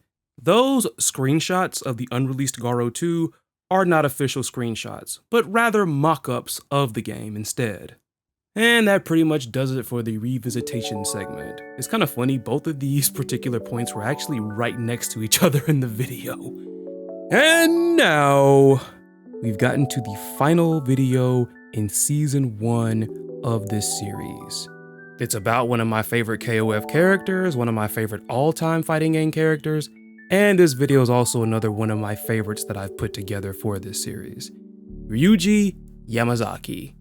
I think the poll that resulted in me doing this video actually had a Hakeshu theme to it, because I'm pretty sure all the other choices were Hakeshu members, and I was so glad that people picked Yamazaki. I have been wanting to make a fascinating facts about this character for a minute, and I don't want to talk too much because I'm pretty sure I said that very same thing in the beginning of this video. So here we are, 10 fascinating facts about RYUJI YAMAZAKI. Let's go. Ah yes, one of my all-time favorite fighting game characters. Making his debut in Fatal Fury 3 as a mid-boss, Yamazaki is practically the perfect mixture of loony, cartoony mischief and bloodthirsty, sadistic carnage. He brought a special blend of destruction to KOF in his playable debut in '97, and throughout his many appearances in the franchise, he has managed to become all the more insane and brutal, and I love it. These are 10 fascinating facts about RYUJI YAMAZAKI. Number 1, he was originally set to be on 14's main roster, which still annoys me to this day. In case you're new here, first off, thanks for watching. I'm glad to have you. Second of all, one of my fighting game pet peeves is when the same character is DLC in back-to-back games. KOF 15 brought over most of the DLC from 14 onto the base roster, but of course, there was Rock and Yamazaki. Seeing that he's my favorite of the bunch, yeah. That's why I'm all the more salty. I don't quite know what the explanation for it is when it comes to KOF 15, but I managed to find out what the deal was with 14. In an interview with Famitsu, Oda stated that Yamazaki was cut and relegated to DLC as SNK felt there were already enough Fatal Fury characters on the base roster. Blue Mary was also cut and made DLC for the same reasons, but as you already know, she dodged that curse and made it into 15's base roster. Number 2, planners struggled to give him new moves. I mean, given the many ways this monstrous Yakuza punishes his opposition, I could imagine the thought that goes into creating new moves for him. I think that you wouldn't want anything too grim that would be Mortal Kombat-esque, and nothing that is so cartoony it would relegate him to being a joke character. According to the good old KOF Anniversary website, the game planner really knocked himself out making new moves for Yamazaki. Among some potential ideas that were scrapped included a Snake Charmer move that would attract the opponent to him, that's whack, and a 7 Serpent Dagger throw. That I'd love to see. Number 3, Orochi's Outlaw. Yamazaki is arguably one of the most standout members of the Hakeshu. While his Orochi heritage is likely the source of his incredible strength, his natural insanity has rendered him impervious to Orochi's influence. The only other Hakeshu member as such is Gaidel. Yamazaki is also the only member of the Hakeshu to hail from another SNK series, as he debuted in Fatal Fury, whereas every other member debuted in KOF, the very series where the faction had first been established. On the KOF Anniversary website, nice to see you again, SNK claimed that adding him to the Hakeshu, quote, bailed them out of a predicament as the faction was a core element of the Orochi storyline and they needed an 8th member to complete it. Finally, Yamazaki is the only member of the Hakeshu to not ever die. Number 4, Double Duty. Voice actors. Quite the talented bunch, aren't they? It's not too far-fetched to see one pulling double or even triple duty in video games, animation, and other productions. You can definitely make some extra change if you got hella range, and Suguo Megami's definitely got range. Not only is he set to reprise his role as Yamazaki in KOF 15, whom he voiced for the first time in 14, but he also voiced a returning Omega Rugal Bernstein. Though both are cruel, powerful, and posing men, they are 2 different shades of evil, with Yamazaki being much more wacky than the super serious Rugal. Mogami also voiced Raset in the original and special versions of Samurai Spirits 5. Like Yamazaki and Rugal, this evil Hao Maru lookalike also took pleasure in harming others. Mogami wouldn't be the only one doing double duty voice work in KOF 15, as Lin not only voices Isla, but also Reverse. Seeing the connection between the two, this makes total sense. Number 5, where did the knife go? Good question. The last time he'd use it in a mainline KOF game was 2003. While he made his return in 14, the knife was nowhere in sight. Granted, he made up for it by slamming large objects onto his opponents, the lack of slash was a bit of a downer. Some speculate that at this time, SNK was continuing to suppress the appearance of weapons that could draw blood in KOF, which is odd considering Nakoruru being in KOF 14 and having several attacks involving the usage of her blade. Not too long after he made his return to 14, Yamazaki appeared in the free-to-play mobile RPG beat-em-up KOF All-Star, armed with his trusty knife and not a drop of blood being spilled when it's cutting time. Unfortunately, with Team Southtown's reveal for 15, it appears the knife is yet again not in sight. Did he leave it stuck inside some poor soul in KOF All-Star and forgot to get it back? Also, we're not quite done talking about the knife. Number 6, Yamazaki shouts out Baki. That's actually pretty fun to say. In this recent installment of SNK showing us they really love anime and manga, we take a trip over to the beloved Capcom vs SNK 2. Yamazaki is a straight up beast in that game, kicking and slashing and brawling his way through the competition whilst not pausing to swat away a wild Hanfu. Another interesting intro in CVS2 involves our favorite Psycho squaring off against the one and only Terry Bogard. In this scene, Yamazaki throws the Hungry Wolf his trusty knife. Terry glances down at it, shatters it with a punch, and the tension gets all the more thicker. If you're wondering what this is a nod to, I've already told you. It's a reference to a fight in Baki the Grappler between Bunosha Nanagi and Kaoru Hanayama. You more than likely don't need me to tell you about Baki the Grappler, or Grappler Baki if you prefer. Quite a highly favored martial arts series notable for its art style and over-the-top action, Baki the Grappler has sold millions of copies. Number 7, Ignition's business director wanted him in KOF 12. Definitely wasn't expecting to talk about KOF 12 in a video about Yamazaki. Yamazaki was a one-and-doner in the Ash Saga. Being playable in KOF 2003, KOF 12 is known for its small roster, controversial character exclusions, and being one of the less favorable KOFs. In an interview with Ignition Entertainment, the publisher who released KOF 12 worldwide to consoles, director of business development Shane Bettenhausen claimed the roster was small due to there simply not being enough room in this game for them. He went on to say, "Trust me, I'd love to have Yamazaki back, but he simply didn't make the cut this time." He then proceeds to encourage fans to be more vocal about characters they love to see return in future installments, which is quite literally what the Kim players are doing right now with 15. Personally, I would have loved to have Yamazaki playable in 13 rather than just being on a wanted poster. It would have been interesting seeing him in the art style that SNK was leaning into at the time. Number 8, his interesting inaugural theme song. You more than likely don't need me to tell you about the awesomeness of KOF's OSTs. I feel the same about Sonic the Hedgehog OSTs. Both have had games that vary in quality, but regardless, the music has always been good at the very least and godlike on their best days. Though the song we're focusing on originated in Fatal Fury, as that was the game in which Yamazaki debuted, it did get some pretty good remakes in KOF. C62 Shirokuni is definitely a banger. The original chiptune version is hella crunchy, and appropriately so. The arranged version keeps the same energy, but with a more classic hard rock feel that is bound to get your toe tapping and a surprisingly cool, chill, psychedelic breakdown in the middle. The KOF versions are all decent as well, with the 98 arranged and 14 versions throwing in the sounds of a train approaching. The train sounds were quite befitting in several ways. For starters, the title of Yamazaki's theme, C62 Shirokuni, is a pun. When you break down the word Shirokuni, Shi is a transcription of the letter C, Roku means 6, and Ni means 2. A C62 is a Japanese steam locomotive, which appears in Yamazaki's stage in the mid-boss battle of Fatal Fury 3.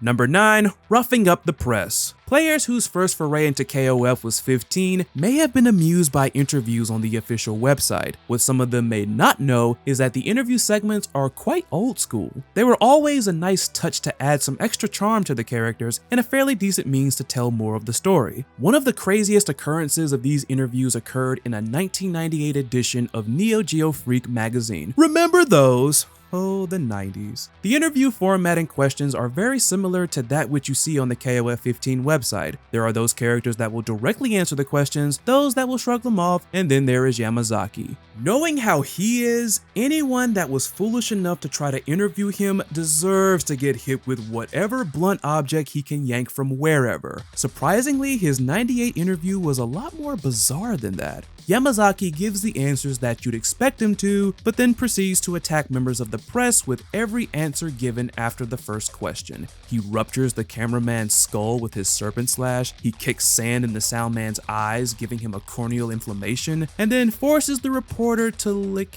his shoes before then shattering him with his bombshell bada bing. Clements, you better watch out, dude.